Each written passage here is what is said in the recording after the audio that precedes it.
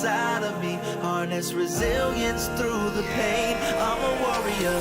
Self-bio, sleep on checkmate, are you kidding? Marco to the rescue, the blade comes out and he shuts it all down in one fell swoop. Absolutely stomping. Oh, what is that? Haven't even got to the bridge. Backbone! Warrior, I'm a hurricane like Gloria. I won't fail my times now. Rise to glory, won't back down. I take the pain and I let it out. On the mountaintop, shout it out. Break away, let me demonstrate my mentality. Activate. Oh, Rampage through the side room. Everybody, massive for Bernard. Catches everybody else. I'm a warrior. Gonna look to make it happen, and there it is. Proper. Cannot be stopped. On the mountaintop, shout it out. Break away, let me demonstrate my mentality. Activate.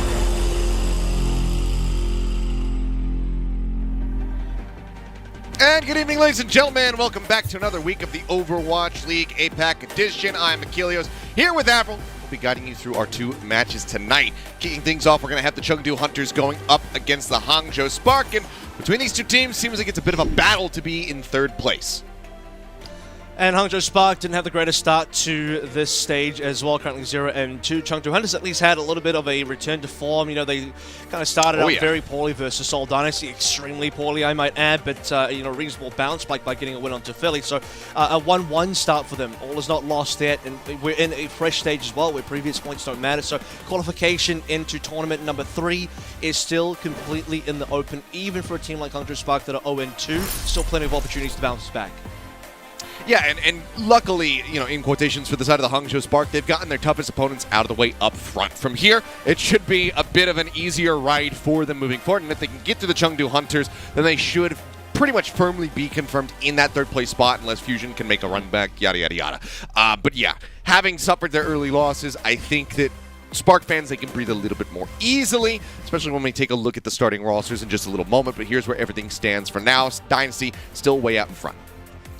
And it's Valiant in charge, kind of battling it out to see who can escape relegation. By relegation, I mean they don't get to make the playoffs, so escape elimination would actually be the accurate term here. Number 7 is eliminated from playoffs contention entirely. Top 3 go into playoffs. The third, or rather 4, 5, and 6 go into play-ins. This is for end-of-year stuff. Top 4 from this tournament go into tournament number 3 for Summer Showdown. So these are the overall season standings, the overall points. Seoul, Shanghai, they're fine. Ton of points there, 15-13. Seoul have won an event. Shanghai equal in scoreline in terms of 11-3 record. Hangzhou Spark, not the best start again for them in stage 3 here, but their points-wise are still 11. They're still well and truly above everybody else. Fusion trying to catch up there. Hunters trying to keep themselves safe and make sure they are out of striking distance from being overtaken themselves. Yeah, it just always feels odd to see Guangzhou Charge only, so far, the 2 wins that they've been able to pick up be against the Valiant, who have then been competitive against many, many other teams in the region right now. But Charge just haven't quite been able to get that extra win yet. But we'll see if they can manage it later on throughout the weekend. But here is the starting 5 for the side of the Chengdu Hunters. And yeah, it's not going to be anything too surprising. Same as what we've seen so far. Again, not a lot of roster depth here. You've seen a little bit of Daisy come up versus the Seoul Dynasty. Didn't really help them at all. Opening 0-3 loss to the Seoul Dynasty, was a painful one. They only got the 1 point on Ilios. Everything else was a complete write-off, especially that Dorado, but a major bounce back at 3-0 then versus the Philadelphia Fusion. So it's been 3-0s no matter which way you look at it so far for the Chengdu Hunters, where it's them getting 0-3 or them getting the 3-0. And versus Philly, it looked great. Leave had a couple different heroes shown there as well. Gaga looking much more comfortable on that Junker Queen, and Jimu, the Genji, as expected, performing admirably. That he has been, but as we take a look at the starting lineup for the side of the Hangzhou Spark, we'll see that he will have a formidable opponent to go up against. There he is. Alpha Yi is back. He has broken out of his quarantine jail, and he is ready to play. Question is, does his re-arrival fix the issues that we've been seeing from the side of the Hangzhou Spark? Because it really has just been Shy getting focus fired down time and time again. Worth noting, Guishui starting. Oh, he's been focus fired down again. Shy, he's missing at the moment. Oh, I'm sure he'll be back. It's just like every team fight. But Goucher is going to be playing though, so it's a bit of a different look for the Spark because we haven't seen Goucher in this meta yet. In fact, he wasn't even really here for a lot of the games in Mid-Season Madness either. Yeah. Burner has been the starting tank for the Hangzhou Spark for most of the season now. We saw one game from Liga before he was let go from the roster. We've seen a few games from Goucher, but I would guess like 70 to 80% plus of the matches have been Burner. Goucher is not likely to be playing anything other than the Junker Queen, so they have made a bit of a swap here in a very critical position, and I do wonder, is Goucher going to be the better Junker Queen to be playing for the Spark? Because Burner was okay. I don't know about your opinion on this, but Burner seemed to be holding his own against Seoul and Shanghai despite losing. I'd say that Bernard's looked kind of fantastic for the most part, given, you know, how much flexibility he's shown, his proficiency of just slotting into the Junker Queen role. I think individually he has looked quite good on that new meta pick. So it is a bit of a question mark here to see, you know, how this is going to look. Maybe this is also, depending on what map we start with, which we'll see the map set in just a little bit, maybe this is the Hangzhou Spark taking a leaf out of Chengdu's book and saying, you know what, for the first control map, we're not going to play Junker Queen. We're going to be playing something completely different. We'll have to just wait and see. I personally would doubt it. I think there's some level where maybe Garg and Goucher just, you know, gentlemen's agreements. Like, you want to just play ball for this one, you know, we'll just both agree not to play Junker Queen just for fun. But I think if you do want to win, you are going to play Junker Queen. You talked about map set. Nepal is going to be the first map on board. Get to see a bit of Hollywood. Have we done Hollywood yet? I think we might have. We have. I think we got that one Hollywood. They had two Hollywoods, I think, on the last Friday. A couple now, right? Yeah. I have a bad memory. It is what it is. But there's not going to be... Mine's not much better. But you do have that.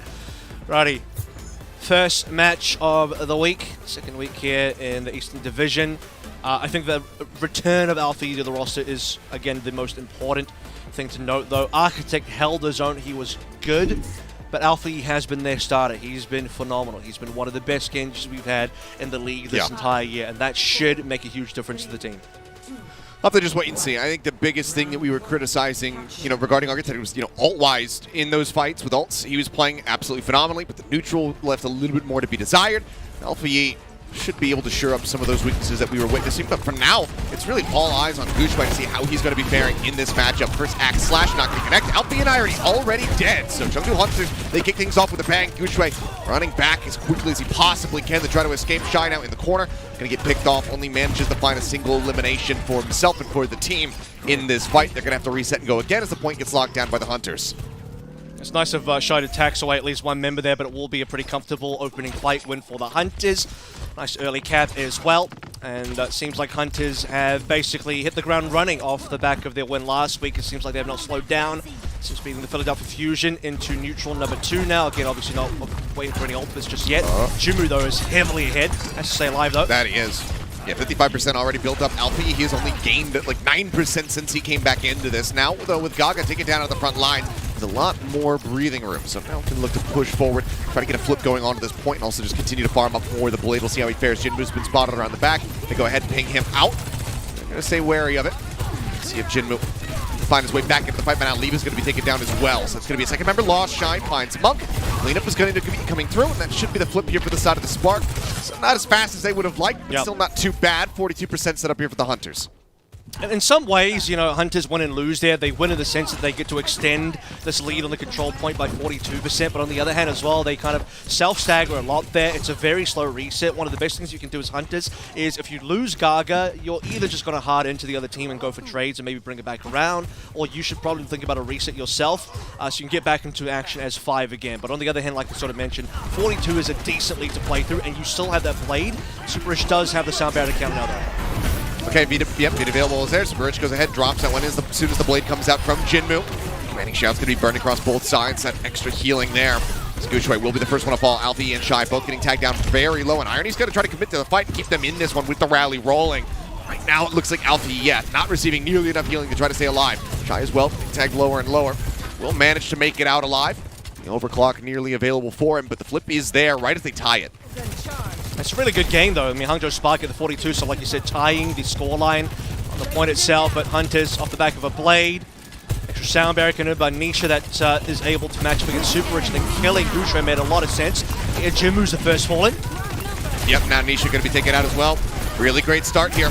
Just completely circumnavigating this overclock, making sure that Leave is unable to find too much value. Gucci will go down to the back end, but with Monk falling, that should be the point needing to be surrendered, especially with Gaga now dead. And yeah, it will be a fairly fast flip back into their favor here for the side of the Hangzhou Spark. Can they hold it is the question. Rampages can make all the difference.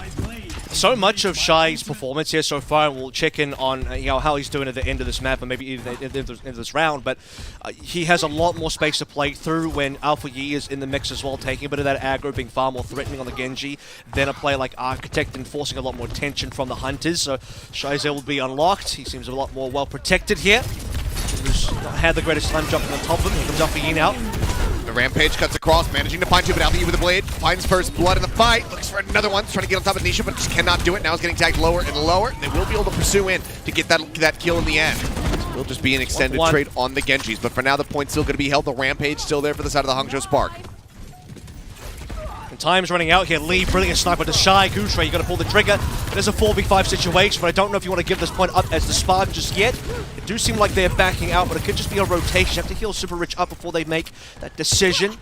And his counter cap flipped over by the Hunters, so indeed Spark don't want to take any chances. Waiting for the full 5v5 engagement. Hunters are freshly out of ultimates. And you mentioned the Rampage. That is the only thing on board for either team. All right, Gucci, can he connect it? Super Rich as well. Should have a beat available as long as he does not die or Ajax the ult. Should be able to win this one out.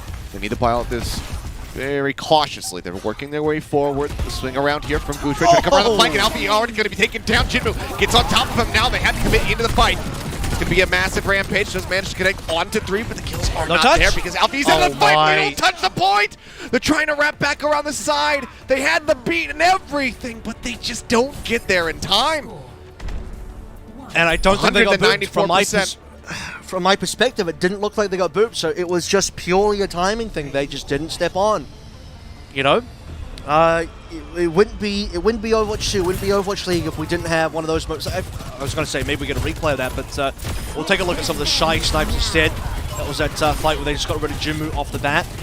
I was staring at the percentage markers of kills because in my mind, I don't know about you, but I had this inkling, I had this spidey sense that like I feel like they might not touch. As I see the 99 come up and I'm seeing that it's not contested, I'm like, yeah, I think they're about to see 9.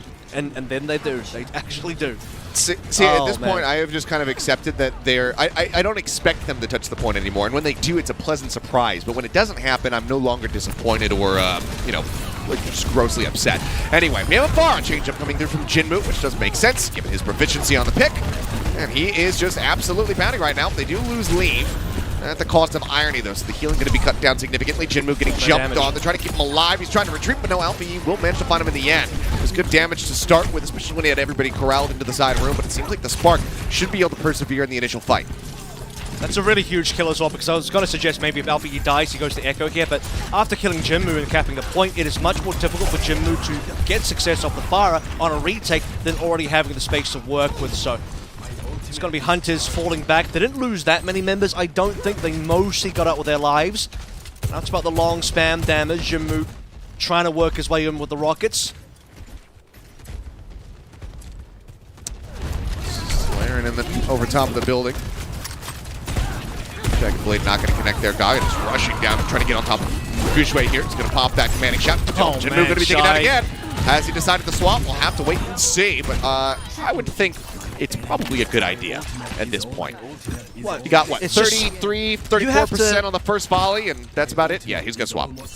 Yeah, I think it's like I said, it's reasonable because it's hard to retake as far. It's much better when you control the point, you control all the points of ingress, and you know, Chengdu Hunters, they get to kind of camp these chokes as Hangzhou Spark trying to make their way through. They get spammed by rockets, right? But retaking as a far is just so much more difficult. So. Okay, blade pulled, everybody corralled up here into the side room, but moving forward into that would definitely be like entering the meat grinder for Alpha Yi, so he does think better of it, puts in a little bit of damage, and then has to back away. Blade now going to be sheathed, and on the counter fight, coming through it with the rally rolling. This Chengdu Hunters should be able to win out. 2 quick kills coming through. Alpha Yi going to be joining them, as Gaga manages to slash him, and that will be the flip, and the Chengdu Hunters gaining control of the point, but 71% is established for the Sparks. If they could regain control, they're in a really good spot to close this out. Unfortunately, Spark did get to use through their ultimates in that last fight as well, but still in a comfortable position, like you said, 71. Just more than enough.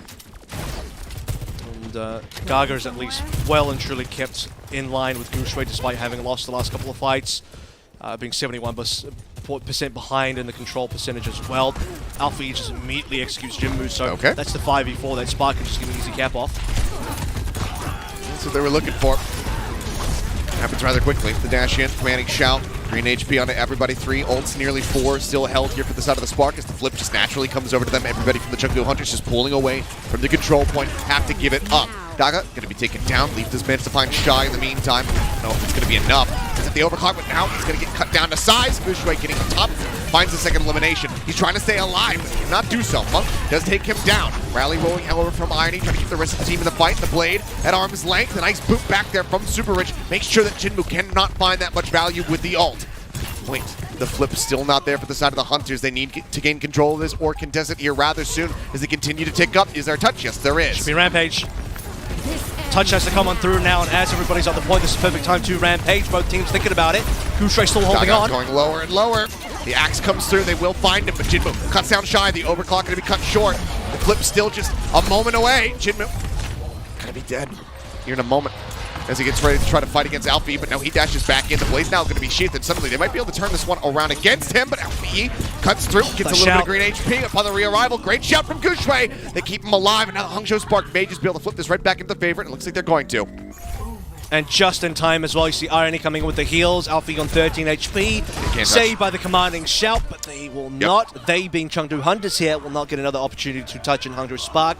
Clean up the second round, and look, if it wasn't for the fact that they didn't touch on the first round of Shrine, maybe it could have been a 2-0, but we are going to a decider here on Sanctum. Hangzhou Spark a lot more comfortable in any case on the second round than the first. Certainly seems that way. Bit of chaos there on the back end. The Spark do manage to go ahead, keep themselves in this one now with an opportunity to close out the map despite the little snafu that we saw on the first round. See how they fare now to move into Sanctum, whether or not they can close this out. Jinmu's still looking like he's going to stick with the Pharah. Yeah, this Pharah is an interesting one here because obviously limited in terms of the aerial space, at the same time. Still some decent angles that you can work through. We actually saw Jinmu play decent amount of Pharah here last year. That was quite hard to deal with. But Pharah didn't go quite too well for them on Village. I don't suspect it will go amazingly here as well. If Jinmu loses or dies or Chengdu loses a fight, he's going to have to go Genji almost immediately. See if that happens. Irony going to be first blood. Leaf with a nice little rail shot. Manages to take him down. Jinmu into the corner. Alfie gets on top of him. They do find that elimination, trying to even things up. But Chengdu Hunter's going to be trading up once more. With the HP bar so very low, they will be able to close this one out. Super Rich will send Monk off the side of the map there. Just for a cheeky little boop kill at the back end, but it is going to be the Hunters who get control of the point first and foremost. But they need to set up a spawn camping situation if they can. By spawn camping, I'm just being control the chokes. We're basically back into another full neutral where the Hangzhou Spark have escaped already. You can see that they're in the open. What Jinmu wants to set up here is a position where they can just get major damage through chokes. So to do that, they actually need to win a fight cleanly. Okay. Well, what little skybox he does have, he's using to the fullest effect. Finds a nice opening kill, taking down the enemy Genji. That's going to be further delaying Alfie from getting that blade online. To lose Gaga. So crucially, a great answering pick there for the side of the Hangzhou Spark. Rejoin will be coming through here momentarily. For now, the Chengdu Hunters just poking and prodding, just trying to keep those HP bars low, so it's a little bit more difficult for the Spark to really commit to a take on the point. I was going to say, they haven't touched the point yet, and while that's happening, Hunter's enjoying the free cap percentage they do have. Have to now actually do a contest. It's giving Jinmu time to spam, get that rocket barrage up, snipe on a Super Rich, but he won't die. Will not. There's going to be the barrage. Everybody is quite far away. Still will find one. Super Rich dying moments before. That's going to be the supports now out of the fight. Alfie only going to be good for one. The cleanup will come through onto the rest of the squad as Shy just slides his way down into the pit looking for the faster reset. So nothing to be found here for the side of the Spark. 62% now locked in for the Hunters. A little bit upsetting that Jinmu does die because he's the most important member to try and hold the Spark inside this opening lobby with the Mega Health Pack. It should be coming in very shortly. Jinmu does go for the barrage though, so notably if you go for the barrage, you have very high risk of dying. Go 1-for-1 for barrage, probably required there. They're pushing really deep, wow. Yep, they're just going for the aggro fight. They've got the rally, they got the beat. Super Rich matches with one of his own. Now the rally on the back end's there from Irony, but can he survive? Fell low, still under a bit of duress. Seems like he is going to be able to stay alive and actually takes down Monk in the meantime. The blade slashing away, not going to find the eliminations right off the rip, but as Jinmu gets grounded, he's low on HP, and you can see Alfie just praying that one of these right clicks will hit him, and he finally does. Gets the kill. Nisha goes down at 98%. The flip will be there for the side of the Spark, but can they hold it all the way to 100 to close out the map? It just seemed like such a weird decision by Chengdu to go that aggro when you don't have a Genji on a Pharah. Instead, having to fly through that lobby, it's quite risky, you know.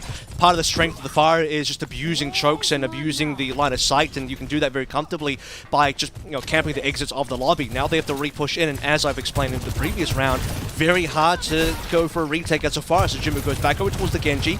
Resets his ultimate at least a little bit here. Long road Hunger Spark to catch up. Oh, leave with a snipe on a Shine. Instantly shuts down Shine. Doesn't let him use his own overclock. Now they need to try to deal with Leave. Everybody just really trying to stay alive. Super Rich narrowly managing to dip around the corner, but with this many casualties, Jinmu cleaning up too. The flip coming through, and at 98%, the Hunters look very poised to be able to take the ball. Somebody's got it to touch right here, right now. There's the OT. Sorry, started at 98, so it automatically comes in. Super Rich tries to go for the touch. It's a great whip shot. Monk denies it. No overtime attempt here for the side of the Hangzhou Spark. Chengdu Hunters will go ahead and take the first map.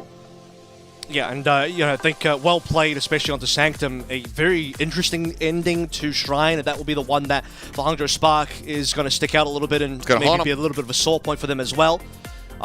Who really knows what would happen if they managed to get that touch towards the end? Like we sort of mentioned, they have the ultimates, they have the sound barrier by Super Rich as well. Village looking much better for them. The Fire not quite working well as well in Village, which you'd actually expect maybe the Village should be the better Fire map, and yet that was the one that Hunters actually struggled on. You get to Sanctum, the opening fights go the Hunters' way. They got a lot of free percentage points, 98% they managed to get up to. One very aggro move did punish them, but not enough to take them out of the game. Well, neck and neck between the two squads, and like you said, a sore point, something that's going to be haunting the Hangzhou Spark that first round, especially if they cannot turn this series around. We're going to be going to Hollywood next for our hybrid map. We'll see if they can level the playing field, make it a 1-for-1. If the Chengdu Hunters are going to look for yet another 3-0. We'll see what happens when we come back, so don't go anywhere.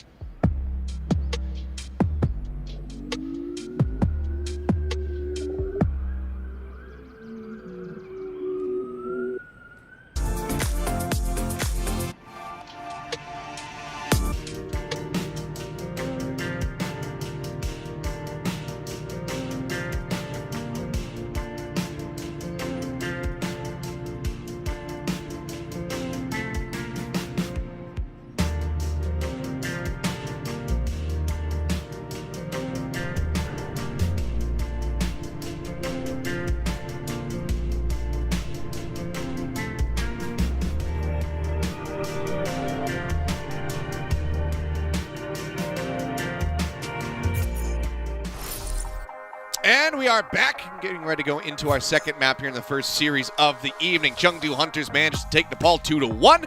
Hangzhou Spark now need to answer back. Hey, I just want to kind of gauge your thoughts on this. Guxue, Junker Queen, not bad, not bad. Held the zone more than comfortably. Right now, it doesn't seem like a downgrade. I don't know if it seems like an upgrade yet. It definitely does seem like it's serving them comfortably and comfortably well. So if you turn off nameplates, I wouldn't currently be able to tell you the difference between Burnout and Guxue, which is probably a good thing given that you at least want at minimum a side grade here. But maybe throughout the rest of the series, we see Guxue continually leveling up and giving Hangzhou Spark the extra boost they need, because I think the return of Alpha Yi is already putting in numbers. Looking at his stats across the board, he ended with the highest amount of final blows on 12 and 30% of team damage on 11k as well. So just doing God's work on that Genji as you'd expect for Alpha Yi. And Shai also, as I mentioned, partway through that map as well, seems like he's not under the same amount of pressure as he normally is versus other opponents. Yeah, I think he definitely had a bit more breathing room. We saw that with a lot of the kills that he was able to get at the start of the fights, but Chengdu Hunters just a few too many more of them. Now we'll go into Hollywood and see how the Spark fare, whether or not they can find some stability on Hybrid and try to even this up, make it a 1-for-1, give us a series. Something that we always love to see. 3-0s out, 3-2s in. I got a good long break ahead of me after today, so I'm happy for this to just, soak it in, go for a good long while, because I want to get my fix. Try to hold on Friday, for bring it back. A couple weeks. 5-map Friday, let's do it. And if we can get to 5-map Friday in the second series, then oh boy, am I excited. It is Valiant, If anybody's going to get to 5 maps, you can trust that Valiant will make it there. Sadly, you can also trust that they usually don't win those map 5s, but they will take you to map 5. This series, though, so far, Chengdu are the 3-map team. And actually, so far, Hangzhou are the 3-map team as well. Both of these two squads have only had 3-0 or 0-3 results in the opening week. And as Chengdu Hunters do lead here, we'll see which side of that we fall on, if at all. Hoping that this will go to at least 4. Opening snipe, not going to get any value there. We're going to come through on the standard compositions. No Pharah here, as Jim will be sticking to the Genji. There he will. Makes his way up here to contest the high ground. Pushing Alpha Yi out of position for now. See what happens. Quite a bit of damage there on a Guxue, but Shai already. Yeah, great rail shot. Takes down Leave, and well, after that, Gaga just left out to dry as the rest of the team tries to exit. The supports are corralled in the corner. It looks like they will be able to make their way out of here, or at least they'll stand their ground, and the Hangzhou Spark don't want to over-pursue.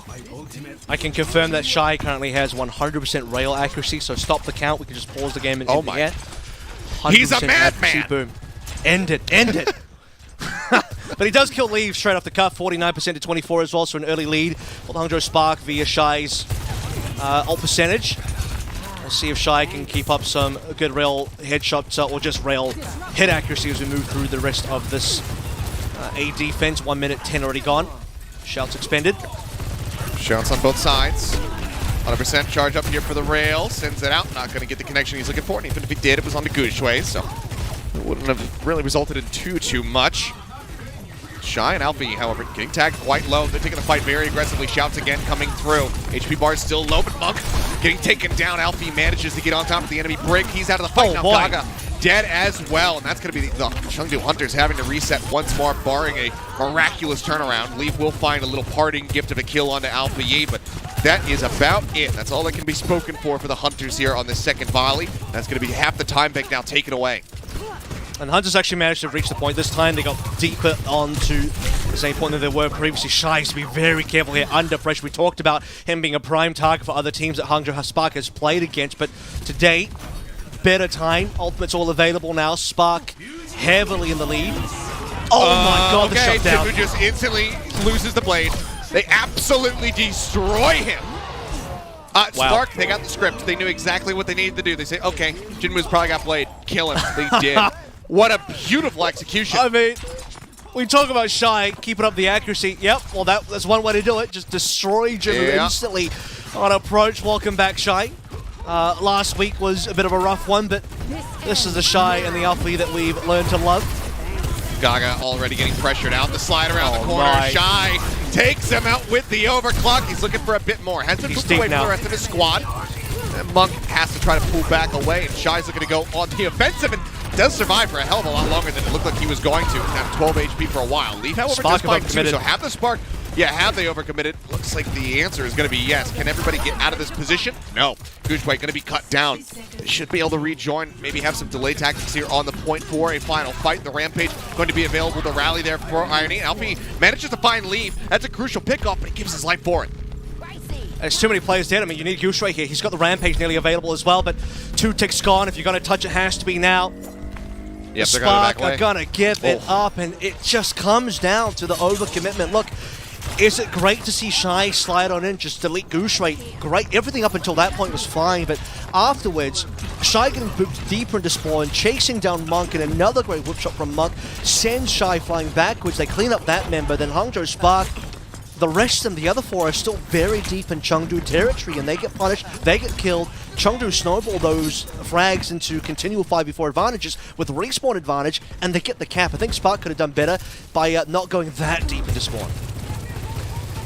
Yeah, bit of an overstay. Great punish from the side of the Chengdu Hunters, and Spark, again, they'll be kicking themselves, depending on the result of this map. That could be another moment to really haunt them. Rampage out. Gushway does find 3. Nisha's got the sound barrier, however, trying to get them healthy. Irony now going to be popping that rally. Answering Rampage finds 3 as well. Are nobody dying. It's poking and prodding the cart. Going to steadily start inching through as the Spark try to pull back. Another blade out from Jinmu. Does get the shout and just stay alive for a hell of a lot longer than he might have, or we might have thought he was going to. And gets himself in behind Shy. He's trying to get rid of this enemy Sojourn. So far hasn't been able to make it happen. They pursue forward. Shy, he's still in the fight. Now Alfie has a blade of his own, and they managed to turn it around with a team kill. That was looking so great for the side of the Hunters for a while, but eventually, again, just a bit of an overcommitment. They cannot get their focus fire through on a Shy, and they get turned around on him. Chengdu couldn't get what they didn't focus fire Shy. I think is a bit better issue. We saw from Jinmu's POV, he was going for Shy, but no one else was. So, you know, if anything, I think the firing was a little bit too scattered there. They all went for different targets. The fact that Shy kills Gaga mid-pressure from Jinmu, then turns around and snipes Jinmu as well right afterwards. I mean, it speaks to Shy's caliber, but also speaks to just how messy that was from the Hunters. They just couldn't lock down a target. Jinmu couldn't get the blade going because he got booped. Shy kills Leaf at the start, now it's a 5v4. Yep, and they're just going to go for the aggressive fight once more. Shy moving up. I mean, he's got the overclock ready, but just hold that for another fight. Irony just going to be swinging away with that flail. Finds 2. Jinmu, the last one to get dropped, and now a minute remaining. The cart about halfway through the streets phase. Can they get to B, get that extra little bump up? Right now, the ult economy is not good. It's not. It's the ult economy and the lack of map control for the Hunters, and also the lack of payload movement. You'll notice the payload is kind of just the midway mark. You would ideally love to have this quite a bit further down, because that opens up the map, right? The further the payload is pushed, the more map that you can have under your belt. Because we're playing Jungle Queen compositions, you have to play on these sort of elevators. You have to fight for high ground, because otherwise Spark can drop down on top of you anytime they want. And how do you go for players like Shy, who can just camp the high ground? Jinmu getting tagged low, drops down, grabs the Mega Pack. Super Rich. Time. Beat at the ready. Support ultimates available for both teams now. As Irony gets the rally up. Jinmu falling lower and lower. Overclock going to be popped from Shy to start things off. They look to go ahead and close out this map. He'll slide backward. The sound barrier comes in. Rampage connects on the 2, but lead. Crucially, gets the rail shot across. Shy now out of the fight. 4v5s, they look to fight back. Jinmu with a blade pull. They lose out on Monks. Can't get kills. It's going to be evened up a little bit more. The kills not being found for the side of the Chengdu Hunters. Gaga will finally manage to find one more as Irony will go down, leaving just Super Rich now to try to keep them all healed up. The cart moving away. The Spark somehow ending up on the opposite side of the map here, playing from the attacker's perspective. They dive back in, try to keep this locked in place, wait for the teammates to go ahead and rejoin, and as Shy does, he manages to tag down Nisha. Great little rail shot into the back. They find the kill. The blade is pulled. The overtime bleeds away. The cart will be locked in position just in front of the bank. It seems like the best thing that happened there was, I think Leaf did get a kill into Shy, but aside from that, the Hangzhou Spark didn't really go down at all. Another failed blade from Jinmu. Seems like he got booped again, so credit to Irony and Super Rich for just being great at disrupting Jinmu's gameplay. It's been so difficult for Jinmu to find value on this Genji, and really nothing to do with the Genji. I don't think he'd do better on the Fire here, considering how accurate Shy's been, but the supports have just been able to really both protect Shy and get rid of Jinmu. Here's that shutdown snipe again, just so good from Shy, and fast as well. Accurate. He's leading the way in terms of damage and frags is just, you know, the Shy that we've been waiting to see in this meta, in this third stage, is finally coming alive now that they're A, not playing against either Seoul or Shanghai, and B, have the starting lineup that they actually want to play.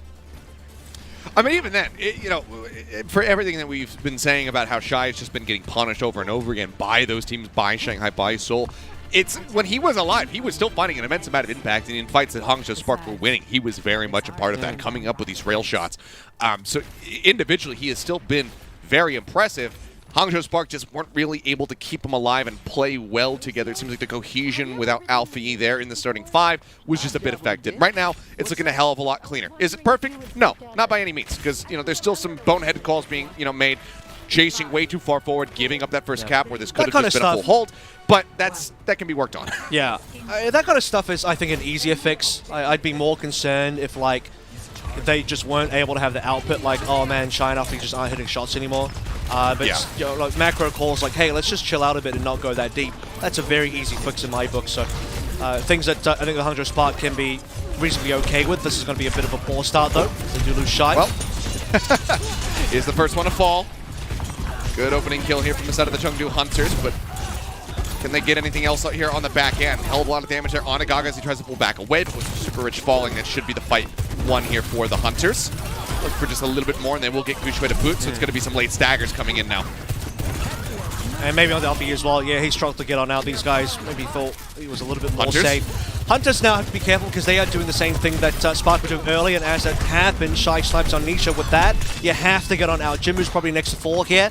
Doesn't have a dash play, trying to slowly get healed up. I mean, that's your quick Hunters, if they lose more, they're in trouble. The pullback of the Gaga could be deadly, but I think with the shout available, they manage to sneak on out. A Jinmu solo dashes away, just narrowly managed to stay alive. They can't get that punish. If they had, it would be a great window of opportunity here for the side of the Spark, but now they're going to have to fish once more for another pick. See how they fare. Right now, the support ults very much getting ready to come online for the side of the Hunters. That's going to be a big boon for them, as well as the overclock nearly there for leave. Low HP, look. Oh, yeah. I mean, everybody's just getting wrecked. Irony's dead, so the healing's cut down significantly. Shy and Alfie still hovering around half HP. Now 0. It's a free Shy fight. will get headshot by Leaf. Great cleanup. Alfie managing to find one, though. Now they're going to look to turn the fight. The sound barrier going to be committed into this from Super Rich. He pulled the trigger on it. Nisha going to be matching. The Leaf does find Gushue. The front line's going to be broken down and have the Spark overstep the blade. Even going to be pulled by Alfie. He gets on top of Jinmu. Finds the kill, but he's so much more than that. But Leaf, he says no. Gets the rail headshot through. And Alfie's out of the fight. They still will get a single tick here. Moving up towards a second as they wait for the rest of the squad to go ahead and rejoin, but the Hunters can absolutely recontest this. The overclock comes in, they get the shot across. Irony dead, Super Rich on the high ground trying to escape. Gushue just now rejoining, but they know that they're locked off at the back at this point. 1:45 remaining. The Hangzhou Spark, they cannot afford to have any other staggers. Looks like Super Rich will stay alive for now, but it's going to be Shy, who just now rejoins into the fight, then instantly gets cut down. And there's more members to fall as well. They just can't quite escape anymore. Seems like Alfie is going to be stuck here as well. Super Rich and Irony and all the rest. Irony at least gets one on the way out, but it is a major string of kills for the Chengdu Hunters. Credit to Spark to at least get that one tick, and I think quite, you know, a lot of confidence being shown that they would pull the beat, use the sound barrier from Super Rich in what was looking like a lost fight, and then get a couple frags via Gushue and Alfie. Both the Genji blades eventually shut down. And they get one tick off the back of that. But Hunters, they reconsolidate, the re-entry via the overclock from Leave, and it's enough. Not a lot of time now. I can imagine this should be very expensive for the Hangzhou Spark to cap, if they can even cap. Things looking a bit more dire. Ults abound from either side. They get the Rampage across. That one crucially connects on to Gaga. They're able to find the kill. Jinmu as well going to be bled down by the Rampage ult. Axe through Gushue. The team on his back with that ultimate. And it's just enough for them to be able to get over the finish line, but it's not going to be with that much time. The Chengdu Hunters can absolutely chew through this time bank. And importantly, because Gaga doesn't use the Rampage, they'll be able to use that on B. I think if you wanted to hold A and go for this full hold, you can't be the second Junker Queen to go for that Rampage. We talked about this on the previous week of games as well. Gaga, once he got hit by Gushue there, he was already below half HP. If he goes for his Rampage, probably dies. Likely to be a low value Rampage as well, and he'll die afterwards anyway, so they'll just give it up. They understand that the time is over. They'll at least have leave the timer down at A to minimal. So at about now, 2:30, that's the maximum allotted time that you would get after capping A. And as I mentioned, for Spark, it was going to have to be expensive. They spent everything. Great little boop there. I believe it was Nisha setting it up. Shy over pursuing. They try to get a punish there on the Jinmu. Nisha says nope. Boops him forward into the enemy squad. They find the kill. We're going to be taken down to the back end. And that's going to be cart and archway control completely in the hands of the Chengdu Hunters. And when you're trying to breach this position out of your spawn, it can be so difficult to try to get out of here. Work it out. Jim is going to go for the chase, they want to win this. potentially into Alpha E as well. And this is a much more, I think, doable position to go for a spawn camp if you were going to go for one onto A. On the A spawn, much harder here. Workable. Stuff like that as well. Leave onto Shy that just puts a lid on the Spark. The Alpha Spark in the corner. ideally need to wait for 5 here. Alpha E, I believe, has already used his dash. He has. He's just doing well to deny line of sight here from Lee, but now the blade's going to be pulled and Lee. He pops the overclock and instantly shuts him down. No value to be found. Gets Shy as well. Shy is just consistently living in this spawn room right now. This is his new home. Lee has locked the doors. Everybody. He's on house All the arrest. Spark. They can't leave. I mean, even with the blade, you typically would be able to get out of spawn with stuff like a blade. Alpha gets some value. He probably thought he had the kill into Jinmu, but didn't account for the fact that Lee would just snipe him. Sound barrier's going to have to be burnt here, but Garga's waiting. He's waiting to see if the sound barrier will be used. And now it's Jinmu's blade. And Jinmu is just going to slice and dice his way to 3 quick kills. He's looking for a 4th. Won't get it. Will sheath the blade, but his job here is done. Monk, the only casualty. Does have a bit of a run back here for him. So you can see the Hunters playing back through the archway. They will concede a bit of space. Yeah. Oh, it's all the way back. Basically, at the start, like it's made 0 movement, as you'd expect, and time is below a minute now. So for the Hangzhou Spark, yeah, okay, they don't have to finish the map. They just got to get to the end of B. That seems like it's easier said than done now. The time remaining is just not good. They don't have the ultimates. They already lost a blade. They have double support ultimates, which is good because you need something to block out Garga's rampage. And Chengdu Hunters have this opening high ground as well. As I explained earlier, you know, for the attacking team, it's hard because you have to fight for map control and be able to affect the payload. This rampage is everything, as well as the support ultimates respond from the Spark. Sound barrier and the rally, both there for them. It's Gaga Elevator. spotting them all. They're going to go ahead. They're going to try to contest this high ground. Massive boop comes in. They knock them all right back down. 10 seconds remaining. The cart touched for now. The rampage goes across. Manages to find 4, but Shy pops the rail, finds Nisha off the rip. The rally now rolling from Monk, just trying to keep everybody else alive. Jinmu down to a sliver of HP. They chase forward. The overtime going to be forced out. They're holding the cart for now. Irony matching with a rally of his own. Shy tries to stay alive. A great headshot flies in. He gets Monk. They get Gaga, and suddenly this could just be in their hands. They may just be able to win this one out. The rampage goes across. It finds the remaining members. Leave, tries to stay alive, and nobody else can touch. And where it looks so damn good, the Chengdu Hunters just cannot keep it contested. One final fight from the Spark is all that they need. They manage to breach the defenses, and they push all the way through to the end. They get the win. They tie it up 1-1. Yeah, what a brilliant defense against the rampage coming through from Gaga is all when I say defense. It's the attacking team kind of defending against the pressure, right? It was not a very good attack overall for the Hangzhou Spark, given how long they were sort of stuck in the spawn on B as well, how long it took them to even cap A. I believe, you know, almost the entire 4 minutes needed to be expended. They had maybe 1 minute worth of good pushing. Remember that last minute, the payload wasn't even past the opening gates of B yet. So they had to make the entire distance in under 1 minute while trying to go for someplace high ground, being booped off. And then that allowed Gaga to go for the sick rampage. Because Spark had double support ultimates, they layered them, survived the rampage, and ended up in a pretty good situation to get a fight going. The snipe from Shy onto Monk as well setting the stage, and the rest of the Hunters easy pickings for the Spark after that. So great recovery. That was insane. I mean, so many trip-ups from both teams, so many overextensions and just crazy shutdown on ultimates. I love the chaos that these teams are very much just living in right now. A wild back and forth, but it is tied up 1-1, which is what we want to see. We have a series now, no 3-0s for either squad. We'll see who can take the lead, though, as we get ready to move over to Circuit Royale. It's coming up in just a few minutes, so don't go anywhere.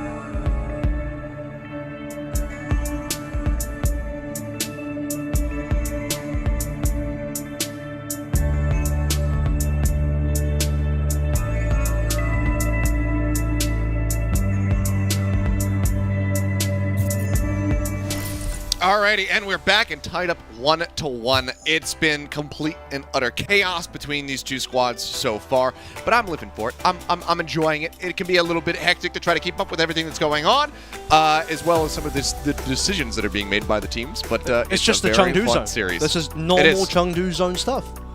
True, it's very true. But yeah, yeah, follow the Chengdu Spark, Hunters. It's like this is the most normal Chengdu game I've ever watched. Well, Hangzhou Spark seem very well suited to be playing in the Chengdu zone right now. They're keeping pace. They're making just as wild decisions and committing ults in moments that I didn't think were going to, either work out or where it was just like, that's such a bad idea, and then they get punished for it. Either way, it's been an absolute treat to watch, and the good news is that because we're tied up 1-1, it means that we at least have 2 more maps to be played. Circuit Royale is coming up next. We'll see how these squads fare moving up to the old sniper map. I respect that some players are keen to make hero plays happen. No, they don't always work out, but when they do, it's amazing. It's how you make top 5 of the week, by the way, as well, for the players that are trying to do that. No, I think they're definitely trying to win, obviously, but sometimes, with the Alpha E Blade trying to get us spawn, you need to make plays like that happen, because that's how you beat the spawn camps. You have ultimates that you can play through. You just need to get 1 kill. You don't even need to get more than 1 kill. Just a 1 kill forces the spawn camping team to retreat and go back to their normal positions, such that it allows your team to get out. So, I wouldn't even call it a high-risk play. That's just a standard line of play in the flowchart that is required, but credit to Chengdu Hunters for shutting stuff like that down, and I think both teams have had great shutdowns. Shenmue's lost a couple of blades.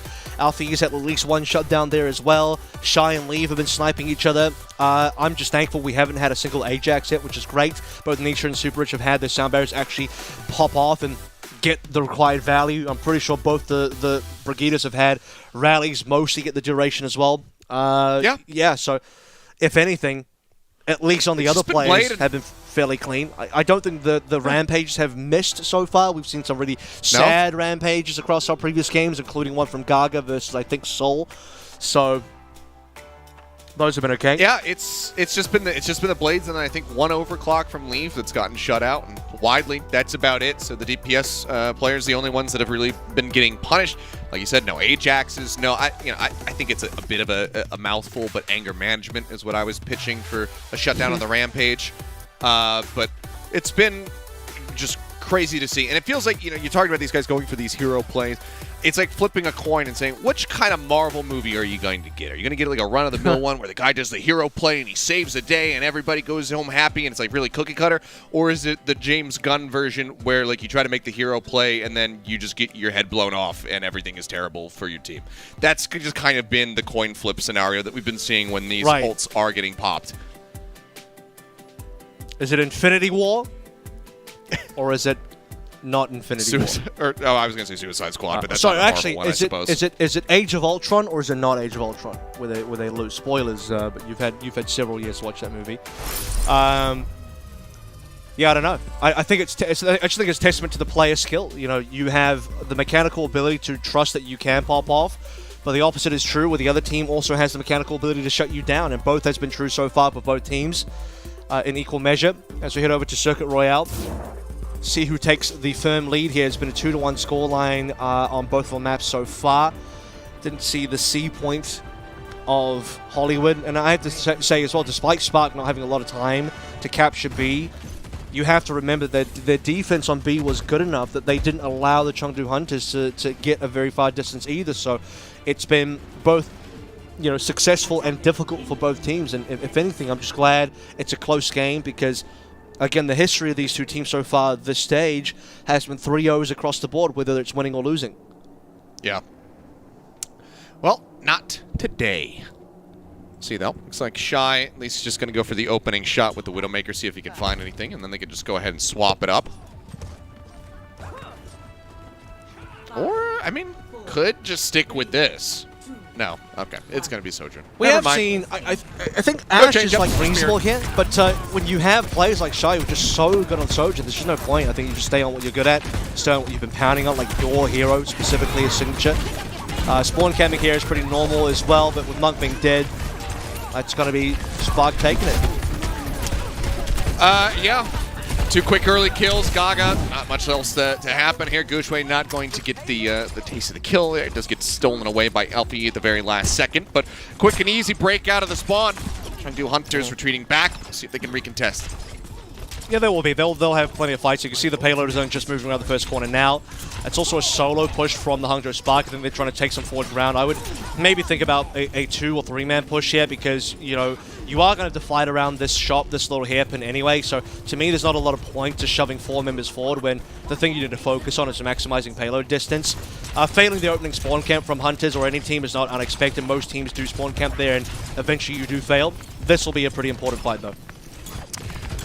The one thing I do enjoy about the meta, at least on this map, is that you do just play in front of the spawn doors off the rip and you hope for the best. Kind of feels like, was it old... like Havana. Havana Goats. Oh, like Havana, old Rialto back in the, you know, like World Cup Korea when you had like the moving tower meta with Symmetra and Bastion and whatnot. It's good to see that kind of play come back in. There's a little bit of a difference, but Irony taken down. Monk now given an opportunity to try to catch up, but his team's not taking too much damage, and no one's really within flail range, so he won't get too much ult charge. As we're waiting, one of my favorite things about Havana, Rip Havana in the map pool, is that even in a non-Goats meta, you would still play a potentially Goats-type composition, a brawl at spawn, and just go for the spawn camp. And I think it's a very cool thing about that sort of map, but, you know, went to neutral number 3 now. It's right, 3 neutrals in. Actually, no, there will finally be an ultimate available if Irony can live. Well, the shout comes off cooldown. Gushue pops it. He'll be able to stay alive for now. Blade's going to be pulled by both of the Genjis, and it's going to be Alpha Yi who falls. Nisha able to get him, just left click to the head. Finds him in the end. Jinmu won't be able to get too much done with his own blade, but crucially, he does stay alive. That's the name of the game right now. Rampage available. Doesn't want to even use it here. Everybody was corralled together, but with Irony going down as Nisha finds both of the kills in the fight, yeah, he can just go ahead and hold that ult for another day. Yeah, you want to be really a little bit more stingy with the ultimates here on the defense if you can. Late kill from Level of Shy is brilliant. That's just as Alfie comes back in to join the squad, and it's another day. And it lets them push forward. It lets them push forward once more. Now with Gucci, they can just continue. Yeah, they can just continue to advance forward, just steadily chipping away at the ranks of the Hangzhou Spark. One kill after the other. The time dwindling down. Just a minute and 14 seconds now remaining. The only reason they didn't go for the spawn camp there is because a lot of members were on half HP, but if Hunters were healthier, they had the 5v4, they could have gone for more kills, and they could have pushed towards spawn and just re-engaged into the spawn camp, and it would have forced the Spark to burn ultimates there. And if you do lose that fight as Hunters, but you do force the Spark to burn ultimates, that's ultimately a win economically, because you are guaranteed another fight at the end of A anyway, which we're about to get now. So this one's going to be bloody, because we have 6 ultimates online. Nisha's about to get the sound barrier as well. It's going to have to be Gaga that starts things off, I think. Now, Nisha going lower and lower. Rally rolling. Nisha still under fire, but still holding on to that sound barrier. Doesn't want to pop it yet, but now with the overclock coming through from Shy, he'll go ahead and pull the trigger. Drops the beat. Anti out onto 2 from that Rampage. It's going to be Shy taken down first and foremost. Again, Leave just managing to find him. 24 seconds remaining. They're still pursuing forward, looking for the kills. Gushue falling low. If he dies, oh yeah, it's going to be a catastrophe. Yet another blade pulled by Jinmu, just lapping Alfie at this point. Chases all the way up onto spawn doors, and Shy is just out in the middle of nowhere. He gets taken down, and I don't even know if anyone can touch. Super Rich, the only one who really would be able to do it somewhat safely, is dead. He's just now respawning. Alfie trying to get there, drops down, will get the touch, but he's not going to be able to stay alive. Nisha finds the kill. Beat drop just to try to get back over the cart, and they can't even touch it. From breaking through immediately, the Hangzhou Spark, it seemed like they had the wind in their sails, but boy, what a shutdown from the Chengdu Hunters. They let them get just around that corner, and then they completely stopped them in their tracks. It's a shutdown on multiple levels, and I think for me it really starts from the kill onto Alpha Yi. It was a final blow from Nisha. I'm sure there was more damage committed in by other members to allow Nisha to get the final blow. Yeah, he took a rail shot, Jinmu gets a blade off. Jinmu didn't even really get kills on the blade. He just got some damage off, forced Hangzhou Spark back, but Alfie got immediately shut down on his blade. This is, by the way, the first map in the series where I believe Lever's really had Shy's number, at least so far halfway through. We'll see if that remains true for the second half, because on the first 2 maps, Shy and Leave were either going even, or in the case of Nepal, I felt like Shy easily had Leave some numbers. So now Leave is starting to take a bit more control in that specific matchup instead of just getting fragged by Shy. He is the one putting Shy into the bin instead. And Jinmu struggled. Jinmu's been struggling in the first 2 maps so far. He didn't really play that much Genji to start with on Nepal, played a lot of Genji on Hollywood, not to great success, and now this time it's Alpha Yi that's struggling, and Jinmu getting that success, but it might be potential for, you know, a defensive side advantage for Jinmu to do that. Hunters, you know, very easy, I think, to recover from a position of... Just want to hear the song first. He was playing for Xhaka before. Anyway, from a position of spawn camping, so they lose a spawn camp, but then they recover partway through on the hairpin, as you'd expect. So that's why spawn camping is very low risk here, and a lot of teams would go for it. All right, well, a little bit more pulled back is the Hangzhou Spark right up on the spawn doors, taking this a little bit more cautiously, but Irony still going to get dropped first. They find the kill. They're looking for a little bit more. Gaga down to a sliver. Alfie does chase in, gets that kill. The rail shot from Shy. Not going to connect as they try to keep him alive. Jinmu will go ahead, dash in, gets that elimination. Now Gushwei gone. Chengdu Hunters have an opportunity to potentially continue to turn this one. Oh, there's the deflect. Jinmu sending those projectiles right into Alfie's back. And they will go ahead, break through. Now get onto the cart. I mean, that's a notably better spawn camp than what Hunters did. I think Hunters, they had Monk die straight away, and then the rest of it just was over for the spawn camp. Here, at least, Spark will be able to get some counter frags. And this, you see the double push coming through from the Hunters as well, so they're going to get a little bit of extra payload movement. Like I said, you don't need the 4 pushing up. I think 3 is fine. Even 2 is maybe okay.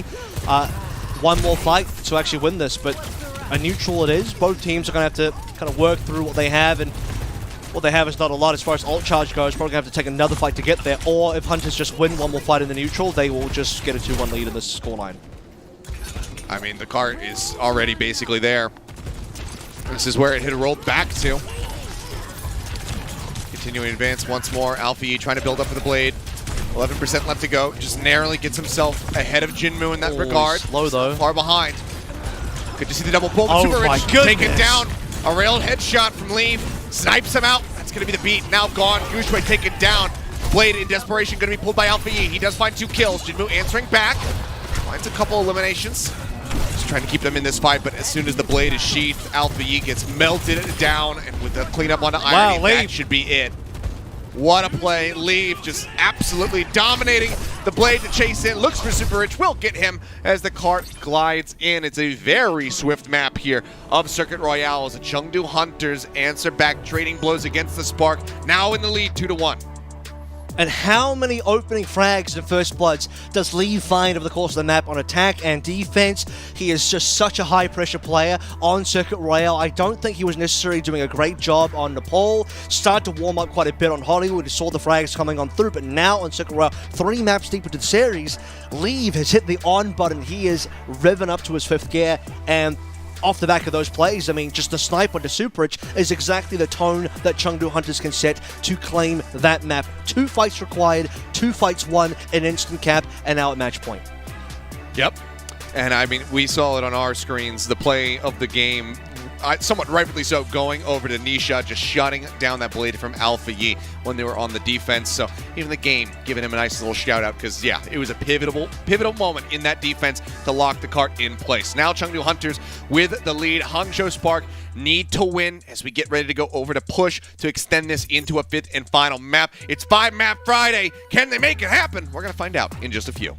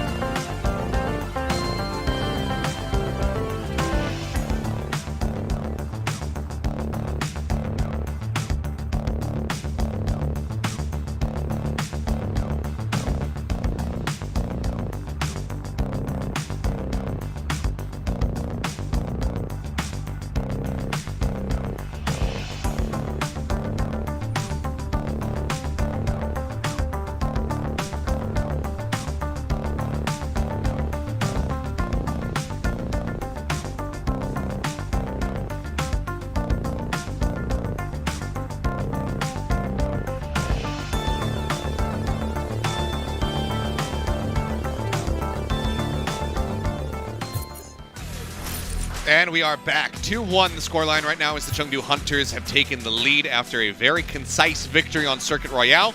Now we turn our sights over to Coliseum to see whether or not the Hangzhou Spark can extend this into a 5th and final map, or if it will all come to a close right here, right now.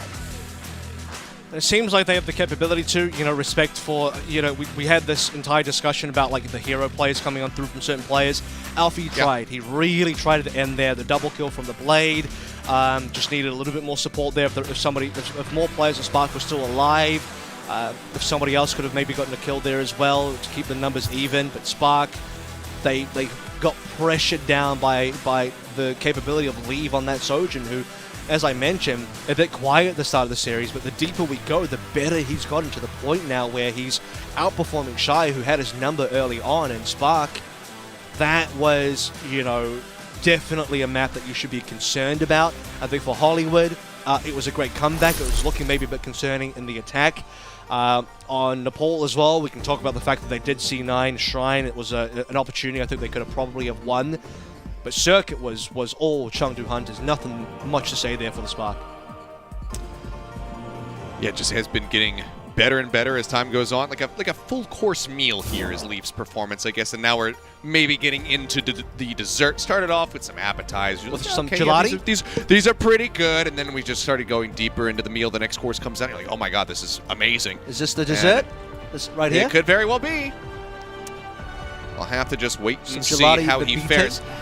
I believe this was it not the Chengdu Hunters on Coliseum that gave us like one of the first overtime like miracle recoveries? Because my brain is saying it was Chengdu Hunters on this map. Granted, yes, very different metas, but I feel like from memory, Coliseum has always been rather kind to them. We'll have to see if that continues. I'm not too sure. I know some of the best comebacks on Coliseum or any push map was Gladiators doing that twice. I think it was last stage as well. I'm really struggling to remember if Chengdu have done it. But it does seem like a very Chengdu zone kind of thing, so it wouldn't surprise me. If Chengdu just win here, I mean, they get the victory 3-1, and Spark are down 0-3 to start out the Summer Showdown. And even with Alpha E, that would be a very unfortunate way to go for the stage. Yeah, certainly would. Because, I mean, we were talking about, them having their toughest opponents right up front with those first two series. Chengdu Hunters can kick them down a notch as well. It's not going to be looking good for the Spark. See what happens, though, as Jinmu pursues very deep here onto Alpha E. Both of them having plenty of peel, plenty of support coming through. The bot for now, Gaga gaining 0.14 meters. What a lead. And Gaga ends up being the first frag, so we don't have to take 2 minutes to find a frag here. Under 1 minute even. Hunters should probably end up falling now with all 4 members on low HP. Major cleanup. I don't even know if Hunters will get a single frag. Right now, it's not looking like it unless Leaf can just dome somebody, but everybody pulls back away. The bot going to be advancing forward, and yep, that singular kill comes in. The Hangzhou Spark, they take a firm grip on the fight, and they manage to win it out cleanly.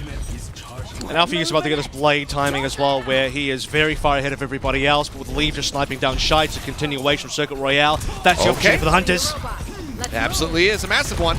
Shout going to be used. Gushwait's still trying to play up here into the front lines, but there's just nowhere near the amount of healing throughput that you need. And I mean, you can see Irony was like, I'm not even going to try to keep you alive. He'd already retreated all the way back across over the bridge. That's really unfortunate for Hunters. They were on, for Spark, given that they were on a potential snowball path with Alpha getting a very quick Blade well ahead of Nisha and Monk and well ahead of Jinmu as well, his counterpart, that would have been an opportunity for Spark to get 40, 50, 60 meters, maybe pressuring the cap. But a single snipe brings Hunters back in. He goes Alpha out. I was going to say Blade v. Blade. Jinmu now popping his own right as it became available. Alfie going to be zoned back in front of the initial kill here onto Gaga. It's not enough for them to play off of. Jinmu's Blade now also expiring. You can see the DPS kind of trying to set their sights over onto the supports of the side of the Hunters, but it's going to be Jinmu who comes up with 2 quick kills. Gushwait and Irony both now going to be taken down. Spirit's still alive in this fight. Just hold on to the beach if he wants to really commit in for it. Looks like Leaf just going to be getting zoned back, and Hunters will go ahead and concede the fight. It's both the Genjis. Both the Genjis got all the frags there. They both go for each other, the Blades as well, matching Blades, and they looked at the other potential members they could dash into. Alfie's like, no, I'm going for Jinmu. Jinmu wants to go for Alpha Yi. They both don't really get too much and leave. Looking for quite a bit here. Does land on the Gushwait, who could be in trouble. And tag him down. Nice little headshot coming through. play into the grenade. Shout going to be used. Overclock now going to be mashed here by Shy. Pops that one. The beat comes in. Yeah, that was so close to being whiffed, but manages to hit the floor. Overclock now going to be expiring here relatively soon, and it's not going to be any kills found, so still a fairly neutral fight. Sound barrier still held. The Rampage nearly available. Gushway trying to get that one online. Shy with a great headshot. Will take down Gaga. Just for a little bit more now. Leave falling into the Hangzhou Spark. Should have a window of opportunity to try to regain the lead here for themselves. They just have to clear them off the card. Nisha going to find one. A little bit of a parting gift there as Irony will fall, but the Spark do manage to persevere, and they don't have to commit any further ultimates to the fight to win it. Yeah. A couple of final blows there found by Super Rich as well, and importantly, we have some stagger kills with Nisha only respawning now. That gives opportunity for Irony to be taxied back in for a 5v5, because otherwise that one death from Irony does cost a lot for the Hangzhou Spark, given that they wouldn't have been able to get much payload push. And even now, with Irony back into action, Hunter's just waiting for this 5v5 engage, so no flip found by the Spark just yet. They do need to win another fight before they're in position to start getting some mileage. The bot now just going to be held in place. Starts moving forward again. Rampage, Up the Spark. They look to hold it. Leaf slides away. Keeps himself alive. Rampage, as you say, still being held. Gushway waiting for the moment. Go ahead and pop it. Might be played first, depending on spacing. Yeah, it looks like it is. Alfie leading the charge. Pops that one. Gaga going to be the first one to fall. Shy finding the kill. And I mean, Alfie is really just causing chaos with his blade. He himself not finding that much individual impact. Does get a nice kill here on the back end. But it just makes the members of the Chengdu Hunters scatter in fear away from the blade. And everybody else just gets picked off one after the other by the other members of the Spark. So really nicely done on there on the fight. And that's the only thing they had to commit to. It's the Rampage and the beat still held. Yeah, he's just playing his limits so well there as well, understanding how far he can go. This cap looks like it's about to come up through as well. You need to see a touch coming on in. They instantly get the push back. The Rampage comes across. Flips on the two. Nisha going to be bled down. Rail shot from Shy will go ahead and finish the job. Checkpoint. Blade not going to find much. Great zoning back, and like you said, the checkpoint now going to be gained. Gushway pulls back around the corner, 66 HP. Now going to be top back up here by the supports, as Irony nearly has a rally to try to match here. Monk falling low after he pops his own. He's going to be safe for the time being. Shy goes sliding away, but the bot is still going to be advancing to the Spark. Backing out, actually. Spark have given that one up. They don't want to be feeding extra members away. They believe they lost some positioning there. Just resetting for a clean neutral. So they get to take another very quick fight before the payload's even reaching halfway through the concourse in mid. So for the Spark, I mean, conservative, but I think, you know, the safety will potentially pay off here. 73 meters to 36 is a great lead. Skarga's turn to go for a very big Rampage here. Irony doesn't quite have the response. Shy dead. Now the overclock available from Leave as well. Decides to use it, but with the kills coming in, certainly doesn't need to. Cleanup is going to be there. A little bit of time here on their side for the Spark, given that they do have that checkpoint locked in for themselves. We'll see how the recontest looks and whether or not the Chengdu Hunters will be able to win this follow-up fight, because right now the ult, it's definitely in their favor. Yeah, they have majorly favored. They have to win. I think definitely one very good fight here where they have members alive to go for this push. Given that they didn't have to spend any ultimates on the previous neutral, it's a pretty big opening for them, and now Leave is carving up. That he is. Gets another one. The DPS now going to be taken out. Leave doing wonders here for the side of the Hunters, is yet again just playing right out in front of the spawn room doors. In the meantime, in all of this chaos, they've been playing this 4v5 because that bot has been pushing consistently. Now it makes it to the checkpoint, and now the Spark have to start sweating. It has to be the flip coming on through, but it's going to be a big Rampage, just the one. Catching the Only finds one. The rally is rolling. Gushway does get the punish. Gaga now going to be taken out. Irony just trying to keep everybody else alive. And the bot still moving forward. Yeah, the flip is there. They have the forward spawns. They have the control. They're still gaining distance. The cleanup is here for the side of the Spark, but overall for the Chengdu Hunters, this is still not a bad thing by any means if they could just continue to skirmish and keep the bot locked in neutral territories. As the time goes low, that's all that matters. You have to get these flips, and we saw how important that was in the Gladiator series not that long ago, where Shock managed to find that flip on the payload in the final, like, I think 30 seconds to 1 minute, and that changes the entire game. So the fact that Chengdu lose that fight, they get very aggressive with the Rampage into spawn, which means you're pulling attention back over towards spawn. Jinmu, low, Alfie gets on top of him. His blade comes up a bit better. Overclock as well was layered into that one. The single kill is all that they need to be convinced to go ahead and back away. So the Chengdu Hunters, they head for the hills, and they know that they cannot suffer any more casualties. Leave narrowly escaping. Shy not quite connecting with that shot, otherwise that would have been Nisha's life. If he does connect with that shot, that would be Hunters potentially losing his positioning as well. The flip is very close now. This fight could determine it. Super is dead at 99. Oh my god, it's just going to be an absolute massacre. They just pile in on top of them. One Bell Swoop, they make the call, they all jump in, and it's an absolute slaughter. And his 3 members take it out. Alpha Yi, not very long for the world here. Is Stagger? He's going to try to escape. Maybe? He's trying to make his way out. He's got a sliver of HP remaining. Nisha just trying to connect, and Jinmu will get on top of him. The stagger is massive. The bot now moving back yet again, control of the Hunters. If that just means Spark can't push up, they don't have the 5v5, they have to wait for Alpha Yi to come back in. The payload moving to the other side of the map. Every single bit of payload movement here is something that Spark has to get back in their own regard when they want to fight, and it just costs them way too much time. Leave with another snipe. Leave's It's another down first blood. They're gaining distance.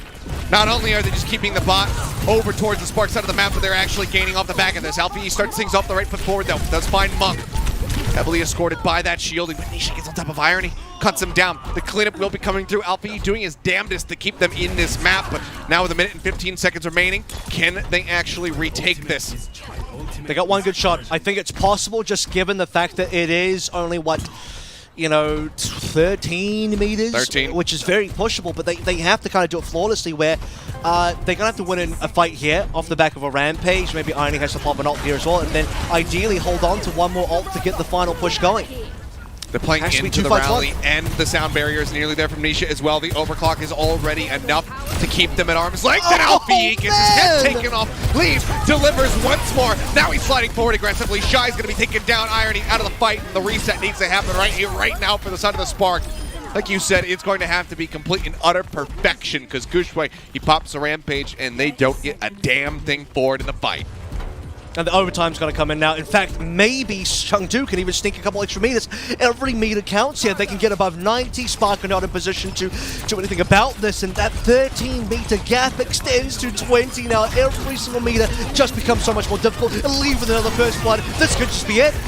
It's got to be over from here, you would think. Jinmu does get shut down. It's a great little shield bash to come in. Lee finds Gushway. Frontline broken. The rally rolling. Somebody needs to touch the bot. They finally get it at the very last second. The overtime touch is there. Super Rich trying to escort this one away. Alpha E in desperation pulls the blade, but he's not going to find anything except for death. Monk will clean up the last few kills. Super Rich just cannot survive. He cannot continue to play this position. He will end up falling, and no one else can touch. The Rampage and Celebration will deliver them the victory. The Chengdu Hunters once more close out on Colosseo, and they take the series 3-1. An unbelievable finish there for the Chengdu Hunters. We talked about Lee firing up, and you said it, saving the best for last year. The dessert tastes the sweetest for the Chengdu Hunters. Unbelievable performance. I mean, Shy had Leave's number early on, but it was all Leave by the time we got the Colosseo. It was multiple fights in a row, Kilios, where he gets this opening frag that sets the entire stage for all that is to transpire afterwards. Hunters is the real deal in this meta, and they look like at least the third best team in the region currently, with Spark sliding down that rankings as their record for Summer Showdown now becomes 0-3. Yeah, and I think that, you know, this very much makes us start questioning, you know, the performance versus the Dynasty and how that all went. Because it seems like it was very much just an off day, nothing to do with the Hunters' actual form in this meta. I think if we replay that again, it absolutely could be a significantly closer series. But damn, what a play from them. Let's go ahead and just jump straight into our player of the match. And of course is going to be Leave, given his performance. Like you said, started off a little rocky, but by the time we got to the end, he had absolutely ramped up into just an unstoppable force. Yeah, I mean, sometimes you got to rev up the engine, get it going, crank it up if it's an old school vehicle. But once that thing starts running down the highway, it becomes a bit of a monster truck, just flattening the Hangzhou Spark. And I think really it showed itself in full force. We've got Circuit Royale full hold into a 2-fight victory here, all in one attempt, by the way. No reset for the Chengdu Hunters whatsoever. Leave destroying the oppositions here with some amazing shots coming on through, but that did not end at all as we got the Colosseo. The ending meterage was, I think, 101, 102 for the Chengdu Hunters, and every single time the Hangzhou Spark wanted to push, wanted to try and flip things over, Leave said no. He got the opening first blood, which entirely sets the stage for the fight. 5v4 means so much in this Junker Queen, Junker Goats meta, right? So when Leave can do that consistently, and over guys like Shy, by the way. Shy was, I think, the primary target of Leave multiple times. Spark, what do you do about that? You really can't do much in response unless you can get your own counter trade. But if Shy is the one that is dying, I mean, your best chance of getting a counter trade is mostly gone, and you can really even see it from Alpha Yee's perspective, where like he knows the pressure's on him to try and pull the blade, do something crazy. But if he doesn't have the teammates around him to back that up, there's only so much Alpha Yee can do, and Leave was just simply too good to beat today. I mean, you're talking about the counter trades, but again, you think about that, not the last fight, but one of those last fights where the Chengdu Hunters really established that massive distance. They regained control of the bot and were shipping it over towards the Spark spawn room. They were playing that out 4v5 the entire time. They managed to get that push through. They didn't have one of their supports with them, and they were still managing to crush. It was just impeccable play from them the whole way throughout. We got plenty more praises to sing, though, so we're going to go to a quick little break. When we come back, we'll have our game break, talk a bit more about this series, what it means for the Hunters and their standings overall, and then we'll get teed up for our second series of the night. That's the Valiant versus the Dynasty. So don't go anywhere. We'll be right back. The Overwatch League is brought to you by Upper Deck, the official trading card of the Overwatch League. And by TeamSpeak, the official voice supplier of the Overwatch League.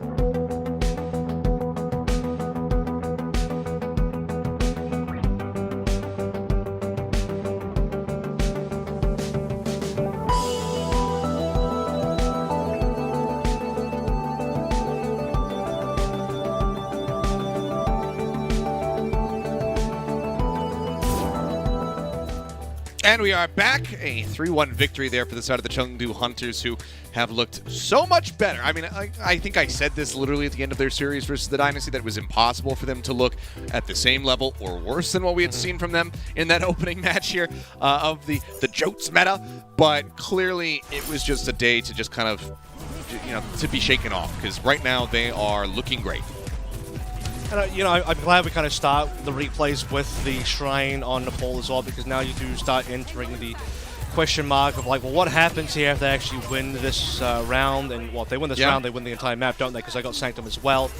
Then we'd actually go to map 5, and then in map 5, I mean, who knows what happens? You know, maybe Leave just doesn't care and wins map 5 anyway, and the Hunters would have reverse swept, but you know, we never really get into that multiverse, given, you know, that's not the world we live in, where instead it's a 3-in-1, and Hunters truly, in my opinion now, look at minimum to be number 3 in the region, behind Seoul and Shanghai. Yet to be determined who is number 1 out of those two, as they still haven't played yet, but it is such a strange dichotomy, because you look at how good they are now, but then you also look at them getting destroyed by Seoul in week 1, and it's hard to link up those two events together. You sort of mentioned, Seth, that maybe it was just a bad day for the Chengdu Hunters, but I'm glad that since that moment they've come alive in big ways. Yeah, they absolutely have, and I think we kind of have to just excuse it as that, you know, now, because even in that series, like, Leaf was not hitting his shots, Jinmu was not really being able to play the game whatsoever. It just looked completely and utterly disjointed from the side of the Hunters, so I think that was maybe just, I don't want to call it jitters, because everybody at this point is enough of a veteran to not really suffer from that, but just that first series blues, I suppose, coming into a new stage, a new meta. And now that is out of the way, they've gotten through that loss, they have just been looking cleaner and cleaner as time has gone on. So not quite the 3-0 that they would have been looking to get, you know, to match alongside the one that they took from Fusion, but still very consistent play from them. Everybody having their moments. I mean, the shutdowns coming through from Nisha, just fantastic blades from Jinmu. And then Leave just pounding. So it seems like Chengdu is back. Yeah. They're back on the menu, and they right now are looking like the 3rd best team in the region. Whether or not they're going to be able to challenge to break into those upper echelons, we'll just have to wait and see. But one of the teams that they will have to get through if they want to do that is going to be coming up next. The Seoul Dynasty, currently our number 1 team here in APAC, continuing to look great. See how they fare versus the Valiant, though, who are always a bit of a wild card, I guess we could say. I finally did it. The slip came through, but there you go. The LA That's Valley. tomorrow, We'll buddy. see That's how they fare. Yeah, anyway, enough about that. Let's go ahead. We'll turn to a break, and when we come back, we'll jump into that second series. Oh, took 2 years, but here we are.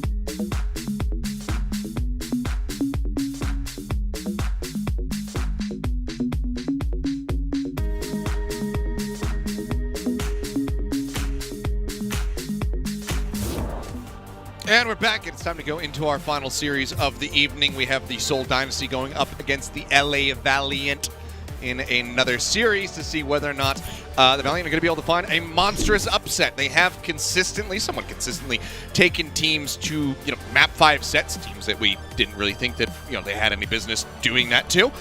We'll see if they can do it again here tonight.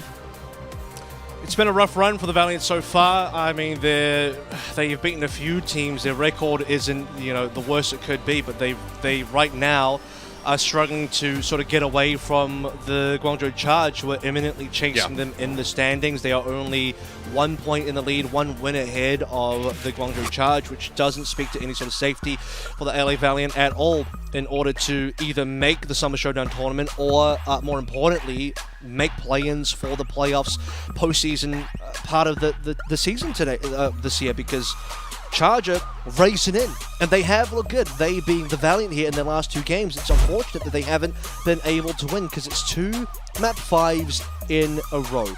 Map 5 versus Philly, map 5 versus Guangzhou Charge, and now they have to play maybe the best team in the region, who just destroyed Chengdu in their opening week.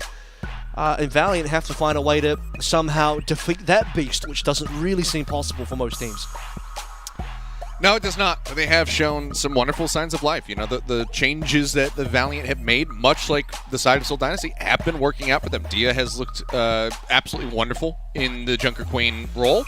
And Sashin is very much slotted into the support lineup, much like Prophet has for his squad, with little to no issue. So clearly, things are working. The cogs are turning. It's just whether or not everything falls in place perfectly for them to be able to take down the Dynasty, because Soccer Fits as a DPS duo now have also just been impeccable. So they certainly have their work cut out for them. We'll see if they're up to the task. As here, of course, is the starting 5 for the side of the Seoul Dynasty. Prophet's still going to be there alongside Vintane.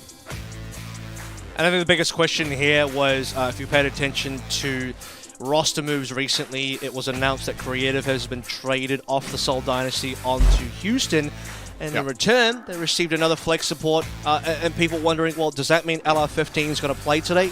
No, he's not. Obviously, he's Qualifiers.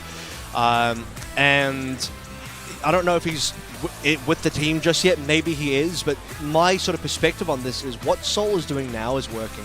First of all, I don't think you'll ever bench Prophet on Seoul. He's too important to the team. He's too good of a player.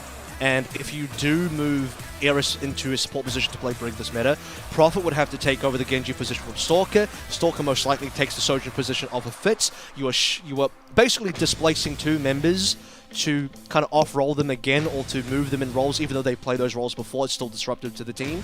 To then insert 1 extra player that you haven't actually played with as a squad yet. You don't know what the dynamic's going to be. And to me, I think the thing that makes the most sense is don't change anything yet, because you don't need to fix what's not broken. If you are winning with your current squad with Prophet on Brig, keep doing what you're doing and keep winning. Yeah, and I mean, I would think that, given how long these things usually take to get worked out, we probably do have Iris back in Korea at this point, but you definitely want to give him ample time to practice alongside the team in scrims before you debut him out in a match. Granted, you could say if there's an opponent that you want to pit him against, Valiant would be right up there alongside the Charge with teams that you'd feel a little bit more comfortable doing that with, against. But still I think a risk, it's better actually. To just, yes, I mean, there is a risk to it, no matter who it's going to be against, especially against the Valiant, given that they do have that proficiency to take you to map 5. So we'll have to just wait and see with bated breath as, as far as when Iris is going to be joining the squad in an official match. But for now, it will just be this solid 5-man squad. And the thing is like, it's a nice win rate. Versus Valiant of all teams. Speaking of win rates, actually, I'll speak to that. As you see the control win rate, 9-4. The overall win rate between the 2 teams is pretty insane as well. You have an overall win rate franchise 8-3 in favor of Seoul. Seoul are currently on a 7-match win streak versus the Valiant all time. The last time the LA Valiant actually beat the Seoul Dynasty, and you're gonna have to turn your clocks way back for this one, was 2018, May 17th, 2018, Stage 4, Week 1. That's how long it's been since the Valiant have beaten Seoul ever. Yeah. Damn near the start of the Overwatch League in Season 1. So this is a franchise matchup that has been heavily Seoul for its entire existence. We'll see if that changes today. The Dia Queen back out, coming up against Smurf. Perhaps God of all tanks. I mean, he certainly is. I think it's fairly inarguable at this point. It's the flexibility and the proficiency that he's shown on everything that has been asked of him. He's absolutely the best tank player in the world right now. For now, some opening skirmishing going to be coming down. Fitzy going to slide over to the side, keeping himself alive. Shout now pop there by DS Smurf matching as well. First lockdown at the point goes the way of the Dynasty. Vinham going to be taken out. Stalker just managed to find a nice little punish there, claiming Becky and allowing him to go ahead and catch up and take the lead as far as this blade charge is concerned. Valiant still playing far forward. Dia down to a sliver of HP. Healing gets pumped in here to the Junker Queen. They're trying to keep him alive, and the retreat will be sounded. Stalker nearly overextending for just a moment there. Falls down to 33, but eventually the health packs will come flying in from Prophet. He'll be able to stay alive. Everyone's back. That's another 5v5. Vindame's returned as well. You'd imagine that maybe Valiant could have had the advantage there, given that they had the extra healing, but even then, Dio was so low, they couldn't keep him alive, so testament to the damage output of the Soul Dynasty. 31% and counting as well. Dio low again, he's first blooded. Yeah, nice little boop there. I believe him setting up for the isolation. They find the kill. Now they're looking for Sasha. The blade not going to be able to get him in the end. And they'll just keep him at arm's length. So some damage offered up. No kills to be found specifically here for Stalker off the ult, but it's still going to be the Dynasty profiting in the fight, managing to go ahead and just continue to win this out. Now cresting 50%. And it seems like it was one long fight, right? We got a bit of a minor bit of respite in the middle there to take a bit of a short break, but ultimately, because Valiant never backed out, it did feel like one extended engagement. Stalker finds the blade within that engagement, and as mentioned, Soul had the cap under control the entire way through. Rally's rolling, making their way over to the point. Blade available. Rally now, dropping off. Dash up, there's the blade. He's looking for Fitz. Gets pushed over to the side though. Can't find him. Vinham has just enough time to go ahead and set up for the sound barrier. It's going to be Dia getting taken down first and foremost. Slings it even matching with his own beat. It's just not enough to try to keep him alive. Now Becky going to be taken out as well. Overclock still held on to here by Fitz. He says, yeah, I don't need to use this because Stalker is just killing everybody. That will be the 100-0 likely coming in as well. Dia nowhere near this rampage. No other players have any ultimates left. In fact, there's barely any Valiant members alive to go for this touch. Linksa will try. He's just being booped away. And I think the boops have been fantastic. You look at Prophet and especially Vindame, when you look at it from Becky's POV of trying to get the blade in, immediately when he pulls blade, Vindame's first action is to boop him away, and he just can't get any value. Dia's been under pressure the entire round so far. Again, opening neutral, they had the one support advantage, double healing versus Soul Dynasty solo healing, and that wasn't enough to give Dio an HP advantage, which again is testament to the damage output from Soul Dynasty, specifically Stalker, with an amazing number of frags in that opening round, just putting Valiant to the sword, quite literally. Well, backs against the wall. Looks like Stalker taking a quick little peek over at Jin. Oh, look at the read though. Says, you know what, I'm going to do that too. But yeah, Becky, he's going for the Echo, and you've been talking about it, how this is a nice, advantageous battle here for Becky. See how he fares. No, he's staying. He's staying. And here's the thing is, your teams, like, if you suspect the other team is going to go to the Pharah, you can make the read to start out on the Echo, and if you are correct in that read, you are your advantage in the fight. But if you make the wrong call and Stalker's on a Genji, then you might be at a disadvantage. So very risky, but Valiant, they get the heads up. Oh, good call to go ahead and shift away from the open ground there. Valiant go shift away, now start playing into the point, which has become unlocked. DF falling low, and Stalker will be able to get the killing blow. 63% already built up here towards that barrage. Linksa now dead.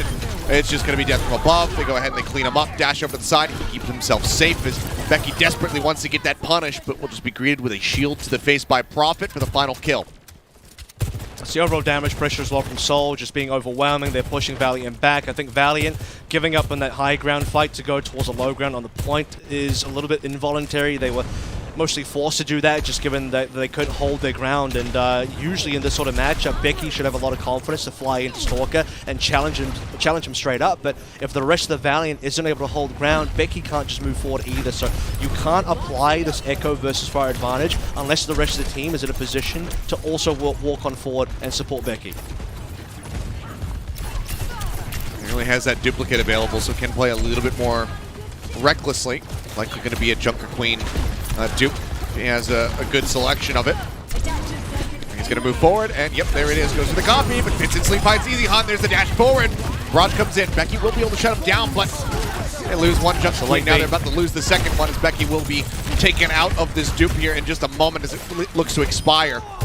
Rampage nearly built up for him, but despite that, despite the kill, they just cannot win it out. Stalker says, yep, my work here is done. Shifts back over to the Genji. Linksa wanted to go for a 3-man sound barrier there. The barriers did come through, notably from Stalker. Now he's going over towards the Genji. But it was just too late because late session dies anyway. Linksa goes for a 2-man sound barrier. I think the 3-man wouldn't have even really been worth it. Once Stalker's pulled out that barrage, damage has already been done. And as I sort of mentioned, the Genji has a better matchup versus the Echo, so... Okay. And this might be it. Fitz. I think the round's over. Map's yeah, over. it's certainly looking that way. 2 quick kills. Overclock. Still has 100 charge. Looks for it. Okay, won't get the shot connected there onto Lengza, but I mean, aside from that, it's going to be, you know, extended little team wipe as Lengza was the last one standing. And there you go. Lengza just giving his life to try to extend it a little bit further, but nothing to be done. Very swift rounds here. Very dominant at the hands of the Seoul Dynasty as they take it 2-0.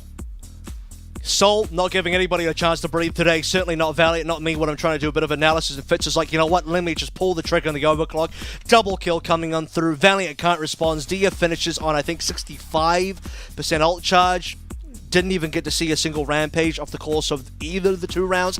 Becky didn't get to see a Rampage through his duplicate. As I mentioned, the Echo normally does have a very good matchup versus the Fire, but that only applies if your Echo can actually get into combat. And it seemed like Valiant as a total sum unit couldn't get into combat, whether you're playing Genji or Echo or what have you. And then all it needs is Stalker plays 1 barrage, swaps to Genji, which plays well into the Echo in that matchup.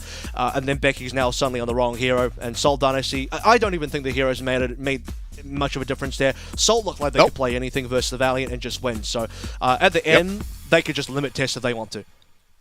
I mean, they kind of showed a little bit of that versus the Chengdu Hunters, you know, when Chengdu came out with a wild comp and they got kind of caught off guard by it initially and they said, okay, let's match.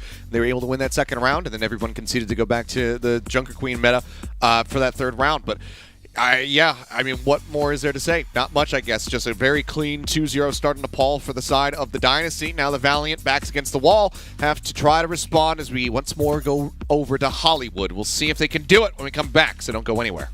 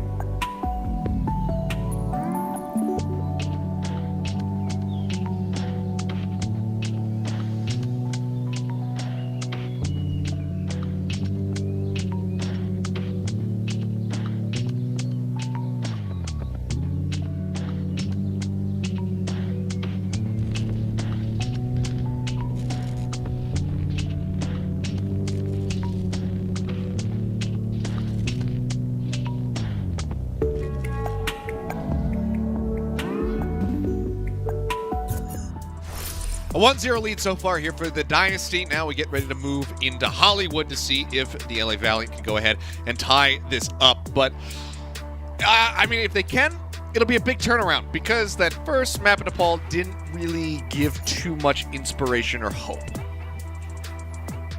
No, not at all. That's one way to go out. Completely dominated. 200-0 if I'm not mistaken. Yep. Nothing redeemable from the Valiant whatsoever on that map, and I don't think it's a wild thing to consider that this was probably always going to be the case, given how damn good Seoul have been so far, well, this year, minus MSM, plus the tournament specifically. Then the 3-0 versus Chengdu, who look at least like the third best team, and Chengdu look a heck of a lot better than the Valiant. So given that there could be a bit of a canyon between Seoul and Chengdu, then Chengdu versus Valiant, I mean, this should be an exceptionally brief series in favor of Seoul, where everybody on Seoul looks better than their counterpart on the Valiant by a fair margin. Yeah. Tough one to call. We'll have to see what happens, though.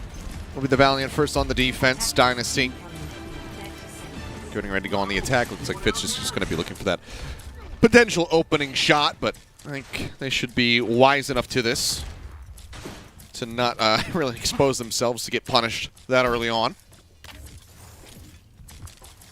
We'll have to just wait and see, because we have seen some players get pretty close, including Vinham as well, getting tagged by, I believe it was Leave. So sometimes you forget that somebody could just go for the Widow right off the rip.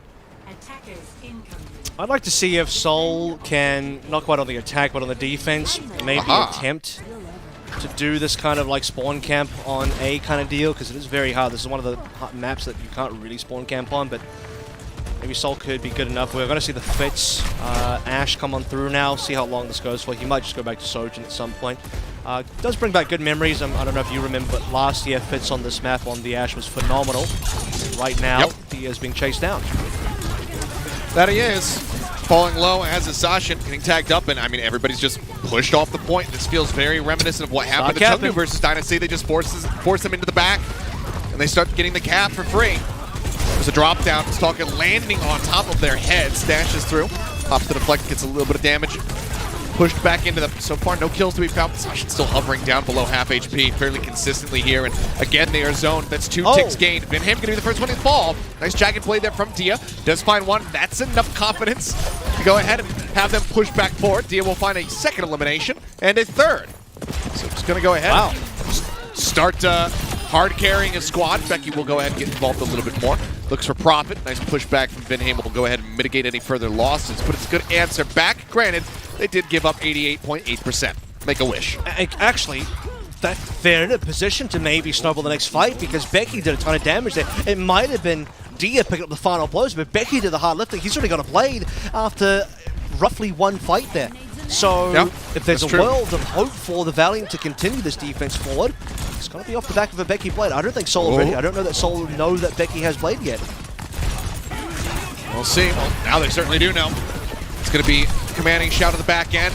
Looks for a target, but immediately he's going to be zoned away. Again, Profit and Vinham doing their damnedest to just make sure that he cannot get on top of sucks. them. A good shutdown. They now needed that blade to go ahead. Yep.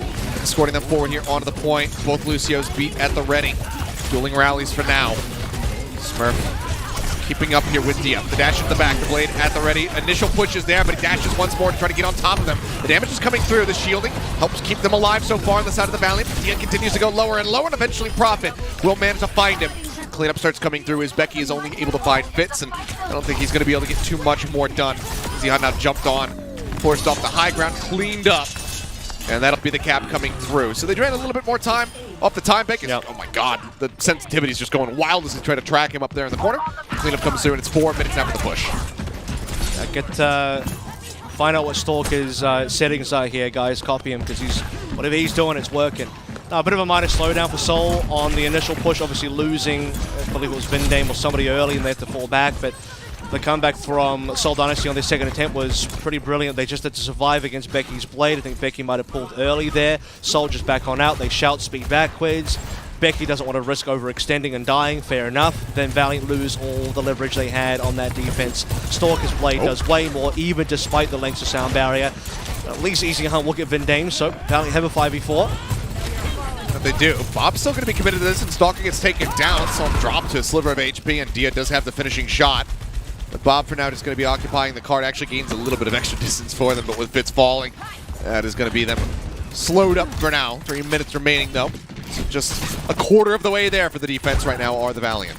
I actually, part of me respects the Bob being thrown up. Part of me thinks it was a bit of a waste from Fitz. And part of me that respects it is like they are concerned that maybe Valiant would chase for kills, and Seoul Dynasty just wanted to basically have an insurance policy that would give them a pseudo 5v5 in that fight if Valiant wanted to get aggressive. Now they are lacking one off. That's a brilliant pull from Smurf. Unbelievable. Might get a kill off the back of that as well. I mean, it forces a commanding shout-out, that's for damn sure. What a shot from Smurf. Just yoinks him right off the high ground. Right back here into this cart push. You can see, Easy Han not really in a position that he would prefer to be playing it. Makes him a lot more exposed. Rally's going to be rolling. Fitz still on quite a bit of fire. The Rampage in does only find lengths up. But Becky's going to be shut down the blade. Finding nothing. Profit absolutely annihilates him. Easy Han with the overclock. Let's get a nice headshot. Takes out Smurf. He's fishing for a little bit more, but Vinheim will go ahead. Find some revenge for that earlier elimination. The Dynasty continue to chase in. Rampage going to be popped in desperation here. Dia, he does manage to connect onto multiple members. Stalker pulls the blade, but he's down to 22 HP and he can't do anything. Sasha cleans up 3 kills. Now he's looking for a 4th. Vinheim is going to try to exit. Looks like he will be able to do so, but what a turnaround. Yeah, it was a desperation Rampage coming through from Dia. He was trying to get healed up by that Rampage as well. I think it was like 4 members, which is a lot of healing if you're considering that all that wound damage is converted HP. Still dies, but as the members of Seoul Dynasty tick down from the bleed, Sashin comes in and just picks everyone off, and they were all on 1 HP. Sashin just goes 1 through 3, and the defense is suddenly back in action for the LA Valiant, despite losing Easy Han and Becky's ultimates. Sort of a sound barrier here versus sound barrier. Bit of a considerable slowdown for the Seoul Dynasty. Still enough time to finish the map. The Valiant are keeping this one close. Yeah, aside from that, it's just going to be the Bob, the next closest thing being built up right now, unless Prophet can really get himself into the thick of a fight and build up for a quick rally. Dynamite not quite connecting. I think it's a little bit too early of a pop as Becky just gets tagged every single time he tries to drop down. Rejoins in alongside Dia, and that's going to have to be the beat. Dropped in. Vinheim using his second to go ahead and match. Dynamite taking through Dia. Focus fire. Fitz gets the headshot in the end. Goes ahead, gets the punish. Should be the cap. Coming through, barring any crazy heroics to be found here. Fitz just tracking everybody beautifully. Putting damage save in. ultimate here as well. Yeah. Doesn't need to commit it. Stalker's just slicing and dicing. Catches Lengza there in midair. Looks for a little bit more. There's a finish. There's the cap. Just shy of 2 minutes, though. So still not a great position to be in here for the side of the Dynasty, given how the Valiant have been buying time. Well, it's a great farm up for the Dynasty, given that if you look at the ultimates now, they very much start popping ahead of their counterparts on the other end. Beyond that as well, it just came down to a neutral fight.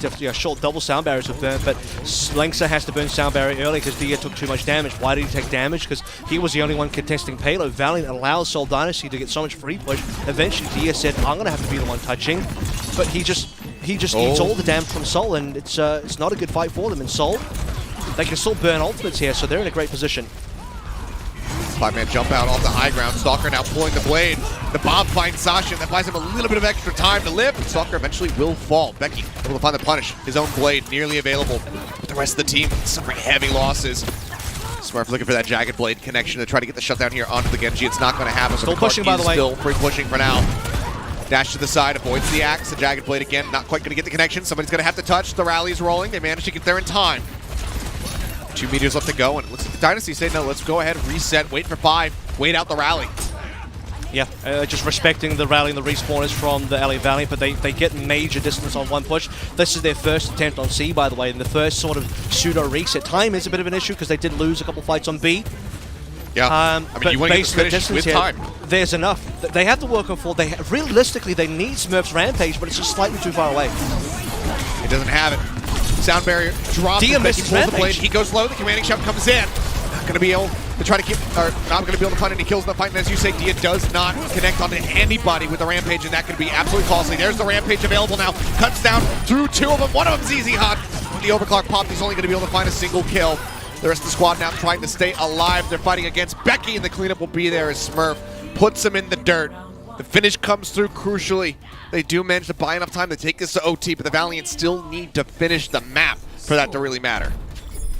It's a great silver lining for the LA Valiant, but you know, silver linings end up only being just that and not enough to win games and win maps sometimes, and that may just yet still be true for the LA Valiant here. As you sort of mentioned, they have to finish the map here.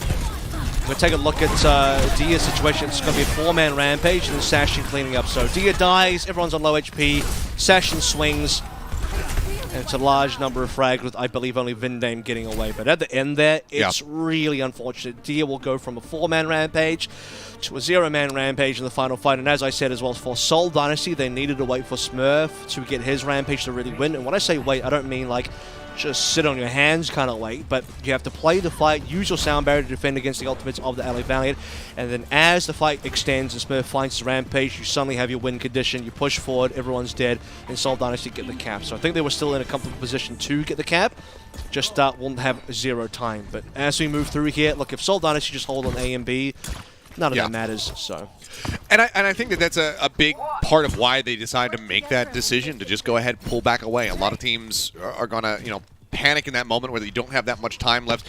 Step away from the payload with left, you know, with 30 seconds remaining seems counterintuitive. But they say no. We know how good we are on defense.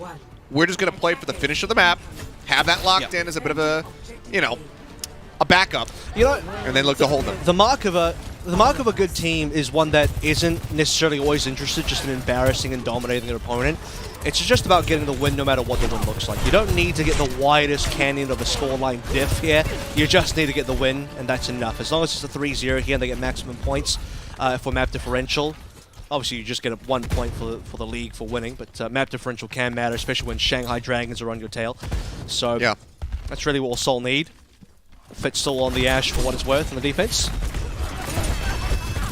Decently slow going there at the start. Now, looking to go ahead and amp up the pace a bit. Becky falling low. Narrowly manages to stay alive. Good healing coming through from Sashin, who is now dead. The Jagged Blade goes in, and it's going to stay there. They get the cleanup. Easy Han just chased. Stalker gets in behind him. The cleanup coming through. The first volley, unfortunately, is not going to lead to much of anything here for the side of the Valiant. Wow. A team kill, and that's a minute gone. It's a 5-0 start as well. 5 players alive versus 5 players dead on Valiant. Maximum cleanup there, maximum ult charge gained. Credit to Becky for at least keeping up with Stalker, who otherwise would be running away with this one.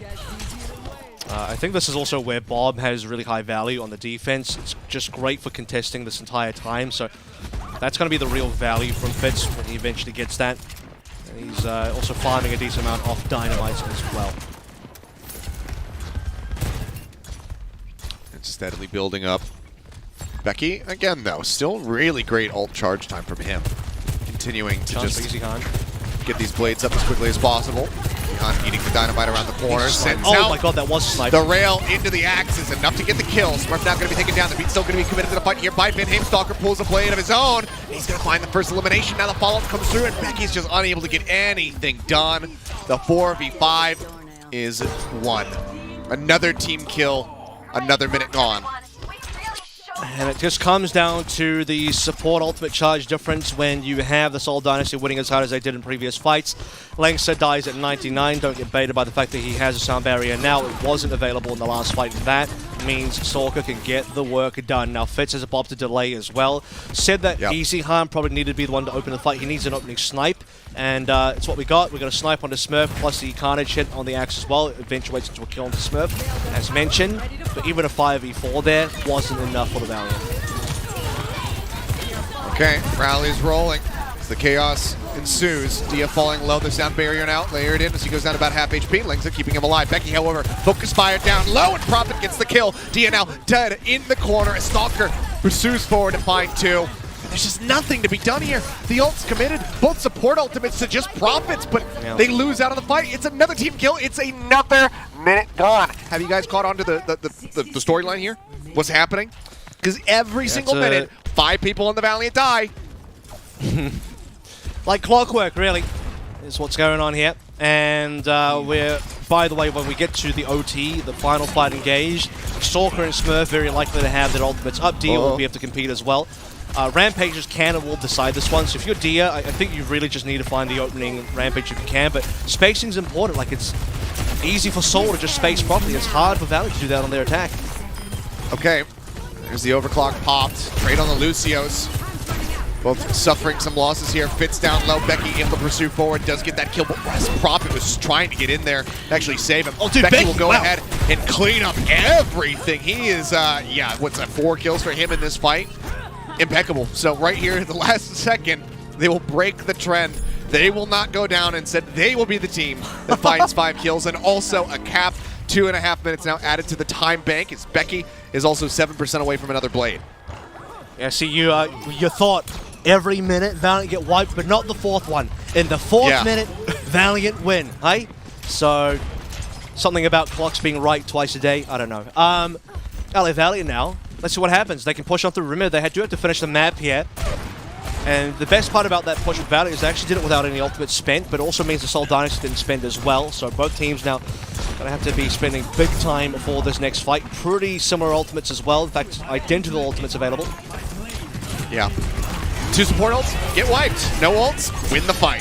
Sasha now going to be taking down Becky as well. Pulls out his blade, does get on top of Fitz. It's going to be a support for a DPS, but now with these Yun going down, it's certainly the man advantage here for the side of the Dynasty is now they just look for some cleanup and there's just nowhere the Dia can go. Go ahead, get cut down in the corner. Becky trying to out-trade against Stalker, but there's just too many supporting cast members here from the Dynasty. And he's just going to be an extended little stagger here on the back end. Now 1.5 minutes remaining. 4 ults available for the side of the Dynasty. It only cost them the 1 blade to pull through as well. To be fair, only 1 blade was used by Valiant, but when you consider the rest of the lineup for what is available resource-wise, you have to get through so much if you are the Valiant. I mean, ideally, you play a fight, burn ultimates from the Seoul Dynasty, reset and go for another one where they don't have less, but I don't know if they have time for that. The rally to Bob and Dia just evaporates. No choice, no chance to use a Rampage here in this fight. He just gets wiped off the face of the earth instantly. Are they spawn camping? Looks like they might try for it. And maybe they should because there's no time. So when you don't have time here, LA Valley are very susceptible to just, you know, breaking under the pressure of a spawn camp. So I think that would be a good choice by Sol. And they have the Rampage here still as well. Sound barrier to block out Diaz. Diaz under pressure. He's had to shout early. But just trying to keep him honest. Ping's coming down. So, you know, Easy Han trying to contest over on that high ground. Rampage through. Only gets on a Smurf and him going to be taken down. However, Becky able to find that kill. Stalker still doing some work though. In the end, it's going to be a 2v3. Say in the end, we're still going. The knife not going to connect. Stalker makes his way out. The Dynamite just to try to buy some extra time. Here's Dia. Can't really push out around the corner. There's a little bit of extra damage down. 12 seconds remaining. They still have to finish the map if they want to try to take this to extra innings. Smurf's coming. Big boy Smurf's coming with that big boy Rampage. Lynx is going to have to do a good job blocking that out. You need to survive long enough for Becky and Easy Hunt to get something done on their end as well. Their ultimate Stalker's cashing up on the blade. In fact, he's going to get his blade first. Seoul Dynasty have all the win conditions available, ready to go. Green light to pull the trigger. Okay, the Rampage goes through, manages to find 3. Lynx gets the beat out. Tries to keep them alive. The anti's still there, and Easy Hunt going to get cut down. Stalker with the blade, just slicing him right into his back. Finds the kills. Becky, now the last hope. He's still under heavy duress. The blade will expire. He and Length are just trying desperately to buy some time, but it seems like it's just a matter of time before the cleanup comes through. So much pressure applied to the cart, they get zoned back away before they can retouch it, and the Dynasty will inevitably be able to win this one out. 2-0 lead now for them as they look for yet another 3-0. And as mentioned as well, look, Valiant this time do play a little bit more competitively. They get some reasonable frags in there. They win some fights.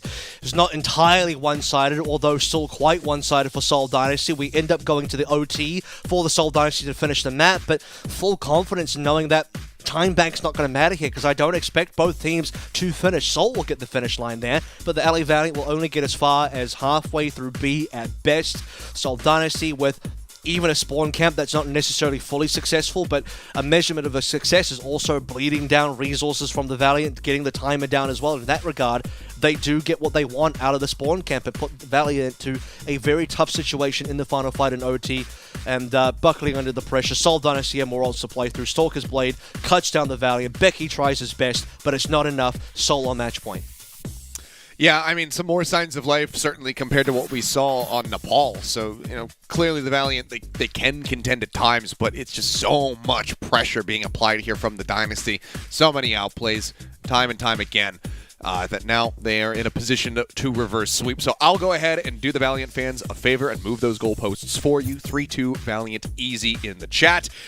We'll see if they can start that run back when we come back, though, because it's going to be Circuit Royale once more for our escort map to see if this ends now or if the Valiant can extend this into a series. Don't go anywhere.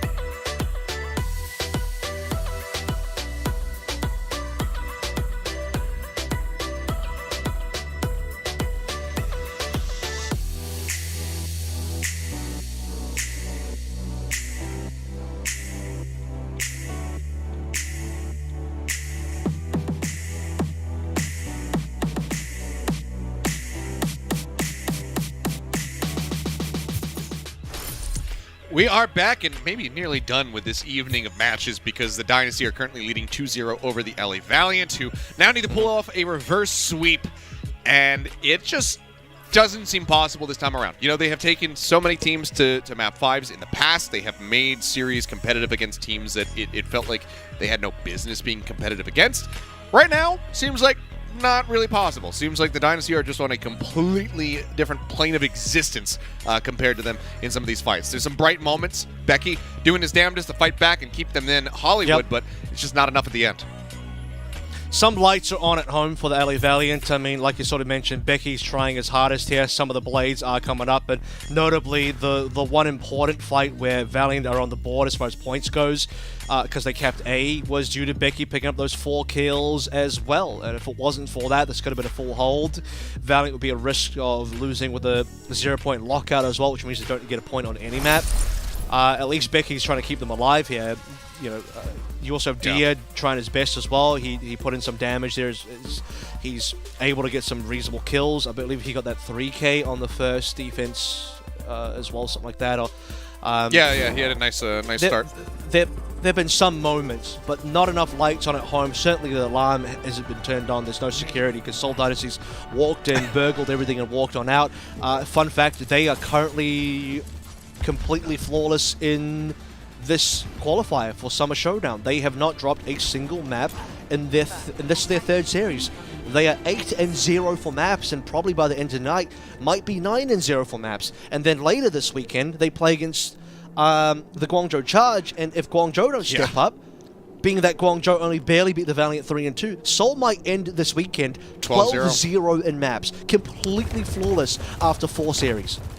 And I mean, like you know, we're talking about before we even got into this series, the map differential could be a big difference maker when you have the Shanghai Dragons nipping at your heels. Forward hold to start things off as we move into Circuit Royale, though. The Valiant going to look to try to pile this one, but cheeky little teleporter play coming through. Now Finn's going to swap back over to the Ash. And this is already, let's see, made the Valiant scramble a little bit. I mean, they're tucking away into the actual spawn. The card's been grabbed. Yeah, they have to. Well, there's a crossfire now because as they compete for this payload, Fitz is in spawn shooting. Dia's already taking a ton of damage. That he is. Under fire. It's going to be the first blood. Stalker able to clean up 2. Langton now taken down, and I mean, it's just a beautiful read, a beautiful call made here by the side of the Dynasty. There is the wipe. The push has begun. Fitz says, okay, my job here is done. Goes right back over to the Sojourn. It just transfers his ult charge directly to the Sojourn, like he didn't even have to. It's like he almost didn't even play the Ash, right? He's still keeping up right on top of Stalker, doing all the damage required. And flawless on the opening. No players died there. Everyone's just pushing up. And at this stage, you know, this next neutral has to be pretty damn good for the Valiant. Otherwise, Seoul simply cap A. Stalker playing a fairly dangerous game, and Lengsa, that's what I was talking about. You want to play around that ledge. All of a sudden, that boom, that whip shot comes in. You're going to go sailing off the side. It was Vinheim who suffers that fate. As the chase comes in, they look for this 5-man cleanup. Looks like Prophet will manage to shield bash his way back into the spawn, but a really great return here from the side of the Valiant. I think it's just playing a little too close to the sun. What do you think? Surely one of the most embarrassing things that can happen to you as a player is a Lucio getting booped off by another Lucio. Yeah. Yeah, I'd say got to be up there. Definitely not a good look, but they're looking to go right back on the offensive, seemingly pissed off a little bit now are the Dynasty. And Fitz will get on top of Langsa, punishing him for his previous deeds of killing off Vinheim. They'll just go ahead, cut him down once more. They're going to die quickly. Becky is able to find one. Yeah, they need to go for this reset. Easy on cleaned up, but Stalker, man. Just identifying immediately where Becky's at, chases in, gets the melee hit. Prophet's already over there grabbing the card. This is so clean. Even though you don't have Prophet playing the Genji, Seoul have not slowed down at all, because Stalker's Genji has been absolute fire. We've said this before, but I don't know how Arnold did it, but he's created and invented the world's first floating machine, and now they have 2 Prophets. Yeah, it's amazing how much he's proved to be just a hyperflex. That's going to be blade for blade once more. The beat available for Vinheim, but he's going to drop it in. Prophet already dead, but it still seems like the fight is going to go the way of the Dynasty. Easy on sliding over to the side. The overclock still rolling for him. He's not finding really any purchase here with these kills. Smurf dropped at the back end. Beat committed. That's a desperate sound barrier. He's going for the 2-man beat.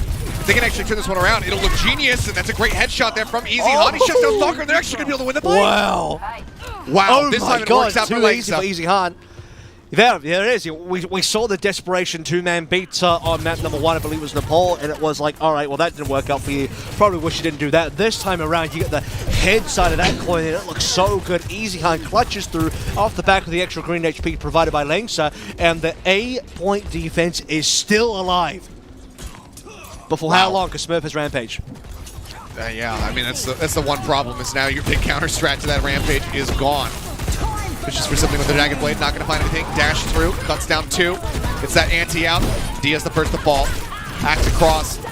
Langza now dropped, so the cleanup will be there in the end. So they commit the beat, they buy some extra time, but now Vindheim has a nice little 22% lead toward his next sound barrier, and the cart pushes through towards B. As we say for this team, it is a valiant effort. They do give it their all, they put in their best, and it's it's admirable. But at the end of the day, Seoul Dynasty, they will persevere. It does take a bit of time, you have to really, applaud the fact that Valiant have kind of led down this timer significantly. Only 2:30 remaining now for Seoul, which is the total amount of time you get for capping A. Yeah. Dia's turn now to go for the Rampage. Now, he did with the Rampage earlier this evening on Hollywood. He's got to land this one for sure, and it will be a fight winner as well if he lands it, or maybe Easy Hunt just does that. I mean, it's just one of those ones where you feel time slows down. You're able to just go ahead and line that crosshair with relative ease. Snipes fits right out of the sky. Great little pick up there as Vindheim puts himself right into the middle of the fight. Survives for a hell of a lot longer than I would have anticipated, but eventually does get cleaned up, and Dynasty now are the ones that need to exit or reset fast. They didn't have to spend any ultimates, just Easy Hunt finds a headshot to fits. They'll push on forward, full confidence. That's what you need to see out of Valiant. You've got to be confident versus the Seoul Dynasty, who, they are a monstrous team, look like the best in the region, and it's unlikely to beat them. But small fights, one after the other, you might have a chance to hold B now, which is great versus the Seoul Dynasty. And a very conservative fight where they didn't have to spend much, and that's exactly how Valiant can pull through a victory. We saw their time-buying abilities there on Hollywood on that defense, so we know that they can drain the clock. It's all about getting that finisher in the end. Blade's going to be coming through from both sides again. The sound barrier's there, trying to keep everybody alive. Stalker finding one. Becky able to answer back. Doesn't make it a 1-for-1 as far as those breaks are concerned. Becky finds a third. Skits will go down. Now the trade-up is there. Easy Hunt again. Just starts clicking heads, rail after rail. 3 kills for him, I do believe, or maybe it was 2 on the back end. Hard to say. Either way, the fight is won. The Valiant, they hold firmly. Yeah, it was 3. I think Becky got the other 2 as well. It was 3 ultimates burned, right? I think it was Becky, Easy Hunt, Dia. All 3 had to use ultimates, but you got to do what you got to do. Soul burned 2 as well, so not quite even, but you do what you got to do to win that fight. And now we have less than 1 minute remaining. Double support ultimates online for Soul. Can be matched rather 1 support ultimate and 2 for the Valiant. Yep, Smurf taken down. Prophet kind of zoned into the side room away from him. It's just easy pickings here to the side of the Valiant. Again, the Dynasty are headed for the hills. They need to try to cut them off, and they're looking for the stagger. Spitz takes a nasty shot. Stalker down low, and the kills will come in. Now they're looking to spawn camp. They can spawn camp now. And they should, because there's no time. Somebody from the Seoul Dynasty has to go for the touch. It probably has to be Vindheim. Stalker's got a triple blink on his spawn. He's lost his blade for this as well. I don't think he was that close, but they have to split their attention. Okay, well, Fitz manages to open it, finds Easy Hunt, sets up rail shot there on the legs, they get the kill. They'll get Sashin as well. The card in the meantime is being pushed forward by Stalker. Off screens, they look to just go ahead and close out this fight. Reset. Fitz slides away. Dia, they're just leaving him. Dia, they staggered him. Yeah. They're just leaving him to his own devices. They know that he's in such a poor position, and now they can go in for the killing blow. Fitz will get it. Now they're pushing for OT. Oh, maybe one last chance at a fight for the Valiant. It's not going to happen. I don't know if the touch. Even if they do touch, they don't have their tank, so this is done. Oh my goodness. Valiant? Gonna try to go for it. They push their way out. The sound barrier there from Langza. He pulls the trigger on it. They all freaking anteed, but they're managing to win this one out. Smart! The number 1 special though. Slashes the axe. Finds Biggie, finds Langza. Vindheim takes down Sashin. Now it's just Dia and Easy Hunt against the world. Can they actually win this one out? Smurf taking a beating. Dia still relatively healthy. The rail shot from Easy Hunt going to be able to take him out. The nade is there. It's just tickling away at Vindheim, who's trying to still keep this cart contested. It's just Dia. Right click kill. He takes out Easy Hunt. Dia is eliminated. The rejoin comes in from Becky, swapping over to the Tracer. The Lucio there as well. Langza trying to keep it going. The recall going to be used. Sashin rotates back in. Smurf swaps over to the Wrecking Ball just to try to get there a little bit faster as this is down to the wire. And if they step away from this cart for just a moment, that OT is going to plummet so very rapidly. The pile driver not going to find any value. Dia, another Rampage, nearly online. It's 11% left to go as he looks to rejoin the fight. Continue to keep this one contested. Fitz is here on the Widowmaker as well. Sasha now taken out. Dia fights one. Fitz gone. The cleanup is there, and now it's just Stalker versus 4. And I don't think there's a damn thing that he can do. He kept it contested for a little bit longer, but the cleanup comes through. And the Valiant, they continue to make these rocky decisions, saying, you know what? We will 2-man beat. We will recontest without our tank. And twice now, it has come up with positive results for them. They get the hold right in front of B.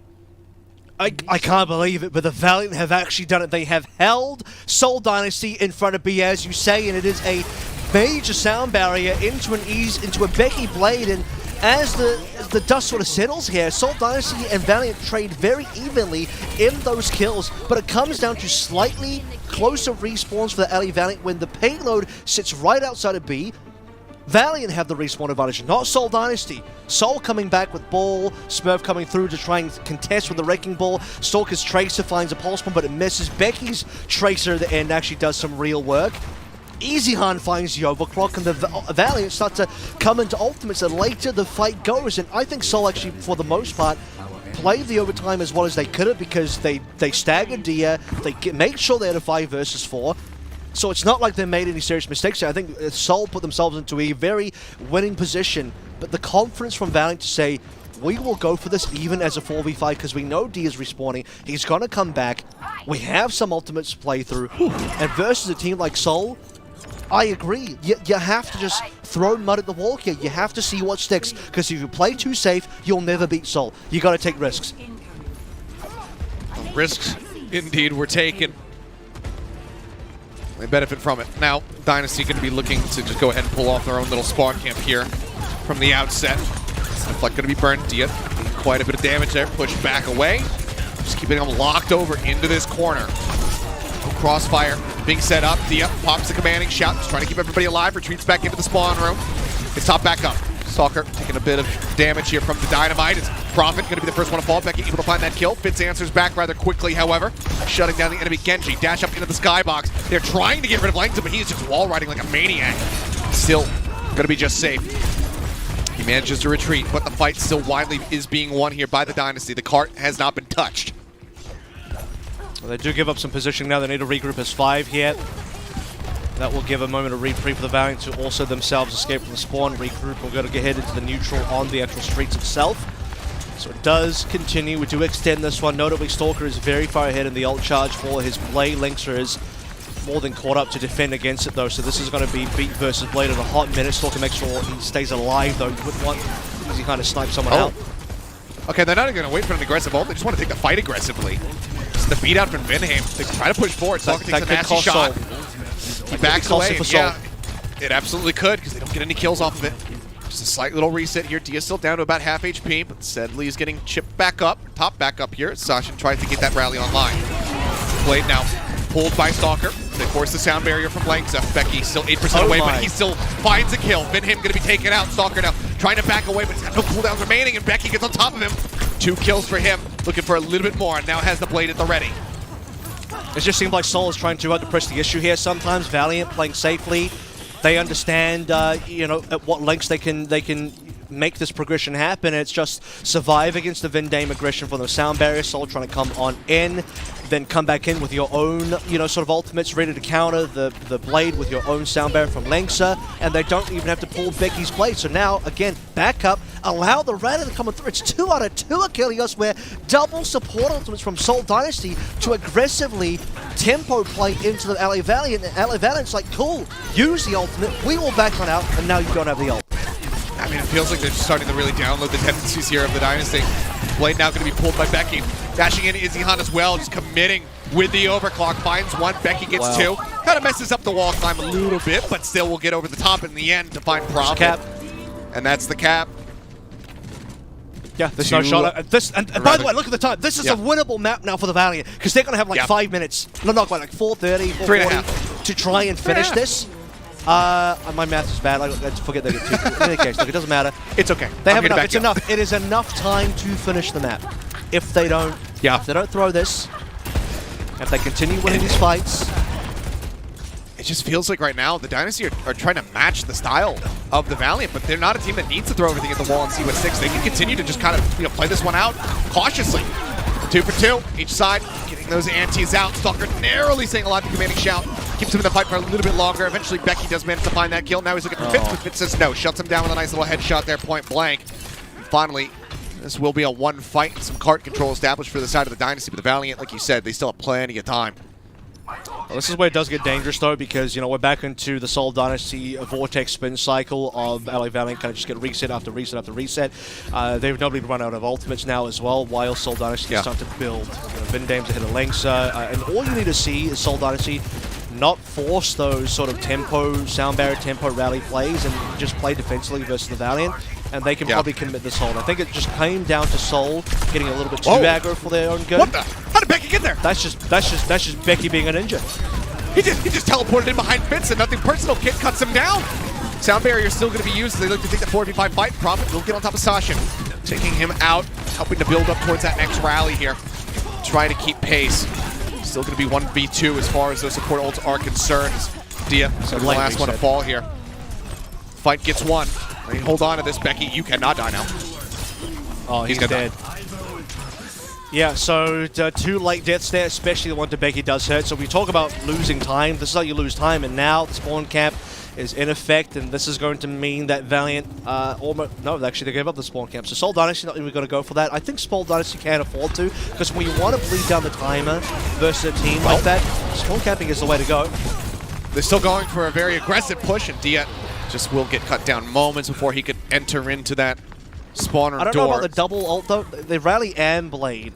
So what you're doing now is, because if you're committing that many ultimates, Valiant can just sort of hold tight, build up their own ults, and as long as the payload distance is okay, they can still win. The payload is moving significantly backwards, so I think Seoul have kind of calculated this one correctly. Okay, good pushback. Keep Becky at arm's length. Axe, however, Dia somehow gets on top of Fitz, finds that kill. Smurf going low, gets cleaned up. Dia getting the elimination. Stalker will get Becky, but that's the only positive here for the side of Dynasty in the fight, as Dia cleans up, I believe, 4 kills in that whole thing. Maybe it was just 3. Hard to say. Either way, the cart now moving. 50 seconds remaining. And I think there's a real shot now for the Valiant to make the comeback happen, because you have Rampage plus the Sound Barrier versus no support ultimates on the Seoul Dynasty. Again, they've been very aggressive with their support ultimates so far. Bob is available, but I think the Rampage is so much higher value. So with the kill for Vindate, they can seriously do this now. Okay, Easy Hunter finds one, pops the overclock, looks to go aggro. The mob does come through. They're looking to try to deal with that, but the Sound Barrier comes in from Langston. Just to go ahead and mitigate the majority of this damage. Easy Hunt is committing the rest of that ult to go ahead and clean up the Bob. Stalker finds Dia. The card is moving forward again. They need Dia.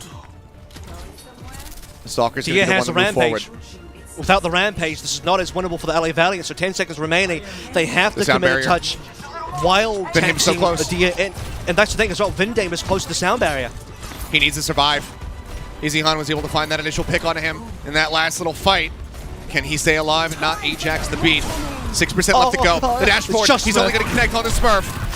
Certainly not as big of an ult as he were looking for. They can still try to play out the rest of this one. The Sound Barrier, however, going to be dropped in. Now Sasha's going to be taken down.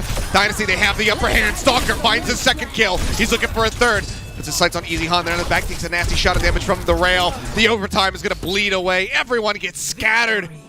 And in the end, it was looking damn close and possible for the Valiant to make it happen, but the Dynasty will win it out in the very last seconds of the map. A 3-0 for them once more. But this is one, at least with the last 2 maps, that doesn't necessarily tell the story. This Circuit Royale looked like it was in the hands of Valiant. Dynasty were just narrowly able to snatch it out. I think Dynasty, got a little bit frisky at the start of that defense, but towards the end, they were not perturbed. Even against, I think, definitely not overwhelming odds, but odds favoring the Valiant. Dynasty, they held strong. I think the most important thing they did there is, I know a lot of people will probably look at that and be like, oh, Dia must have whipped his Rampage, you only got 1. But that's not what happened. Seoul Dynasty spaced properly, because when you know the other team has a Rampage and that is their overall win condition, you're spreading your forces a little bit further out and not just stacking together as 5. You'll notice there were a bunch of Seoul Dynasty members scattered across an entire last set of defense, some within the actual C casino area, some more towards the garages towards the left side from Valiant's POV, and then Smurf holding the ground in the front. So when Dia goes for a Rampage, there's really no one to hit except for Smurf. So maybe the only thing that could have changed it was Valiant play the fight without using the Rampage immediately and wait to see if there's a better opportunity to have Seoul Dynasty group. But otherwise, Valiant, they did all they could. Seoul, they knew what they were up against. Good play by Seoul. Yeah, down to the wire, and I think Seoul walking away from this one sweating a bit more than they probably had anticipated, especially given the first 2 maps. Granted, Hollywood at times was pretty close and down to the wire. I think that if he hadn't had as strong of a pop-off performance, we might have actually been able to make a very serious argument for giving Becky the player of the match in this loss. But somebody who popped basically just as hard throughout this one is our birthday boy. It's Stalker, who is able to come up with yet another player of the match for himself. He's just continuing to be impeccable on this Genji. So everybody go ahead and wish him a happy birthday in the chat. I don't even know. Is it today? Like today? That's what I was just told. Oh, yep. All right. Well, happy birthday to Stalker. Gets the win on his birthday. Gets to play of the match again. I believe this is his third player of the match in a row as well. So all three I think games he's picked him up Sol's played this so entire far this stage. Yeah. He's picked them all up. And look, I know sometimes that does seem boring, but he has been the best player all 3 times. And you know, maybe a special shout out to some of the other players like Smurf, who looked reasonable today as well. Fitz has had some good moments. The backline, you know, Prophet and Vindame, good as ever, and Prophet, in fact, even had a number of final blows to his name as a Brigitte player. But ultimately, when you look across the board, all 3 maps, man, just Stalker was unreal. He was leading the way for all the relevant statistics that he won, showing just how important Genji is in this meta and what it means to be a great Genji player in this meta, surprising everybody. And you know, when it really comes down to it, you got to pick the best player from the performance shown, and it has been Stalker 3 times in a row. Yeah, it's just been utterly impeccable. I'm kind of disappointed in production that we didn't like quickly Photoshop a little birthday hat onto his image here. I think that would have been a nice little touch to go ahead and further celebrate his birthday. But I mean, what a performance from him! 82 later. final blows. I mean, 82 rather limbs here with almost 34k damage dealt in a 3-0. So really solid work here from Stalker, who's just pounding the whole way throughout. Remember, the first map was a 200-0 start as well. It was like a super one-sided. So yeah. he got the least amount. He got the least amount of time to stat pad in the first map. Probably he had the most time in the third map here. Second map actually had some reasonable distance to it as well, given that they finished the entire map. So Seoul Dynasty, I mean, it's not without some bruises along the way. You'll see this as a 3-0. You'll be like, yeah, of course, Seoul 3-0 Valiant. But this last map in particular for Circuit Royale, have to commend Valiant for really giving it the all and making it super close and within extremely fine margins. I think you can't be too upset with that. They would have been the first team this stage so far to take a map off the Seoul Dynasty, which would have been unbelievable. But as it stands now, Seoul Dynasty is still undefeated, haven't dropped a single map, 3-0 in matches, 9-0 in maps. Yeah, a very scary run here for the side of the Dynasty, who continue to just look like they're on top of the standings. And again, it seems like one of the only other teams that is going to be able to challenge them is the Shanghai Dragons, but that matchup doesn't happen until right near the end of the stage before the Summer Showdown. So we won't really know who is the top dog for a considerable amount of time, but the Dynasty continues to look scary. The Valiant, I think you put it the best, you know, the lights are on. There's somebody home. They just aren't answering the door right now. They keep getting close, but then they say, and I'll just let the doorbell ring, and they go ahead and they lay back down for another little nap.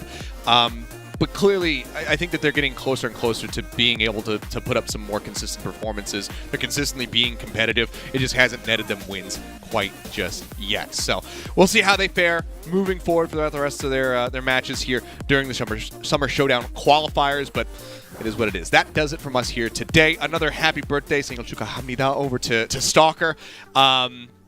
Great little win for him and the rest of the team on his birthday. Always love to see that. But that's going to do it from us here tonight. I'm out for a considerable amount of time, guys. I've got some vacation stuff to go. Well, not vacation, but I've got some work travel to be doing. So Avril will be holding down the APAC fort alongside some appearances, of course, from Leg Day, Trid, Lemon Kiwi, and whatnot. So I will miss all of you, and I will see you when I get back.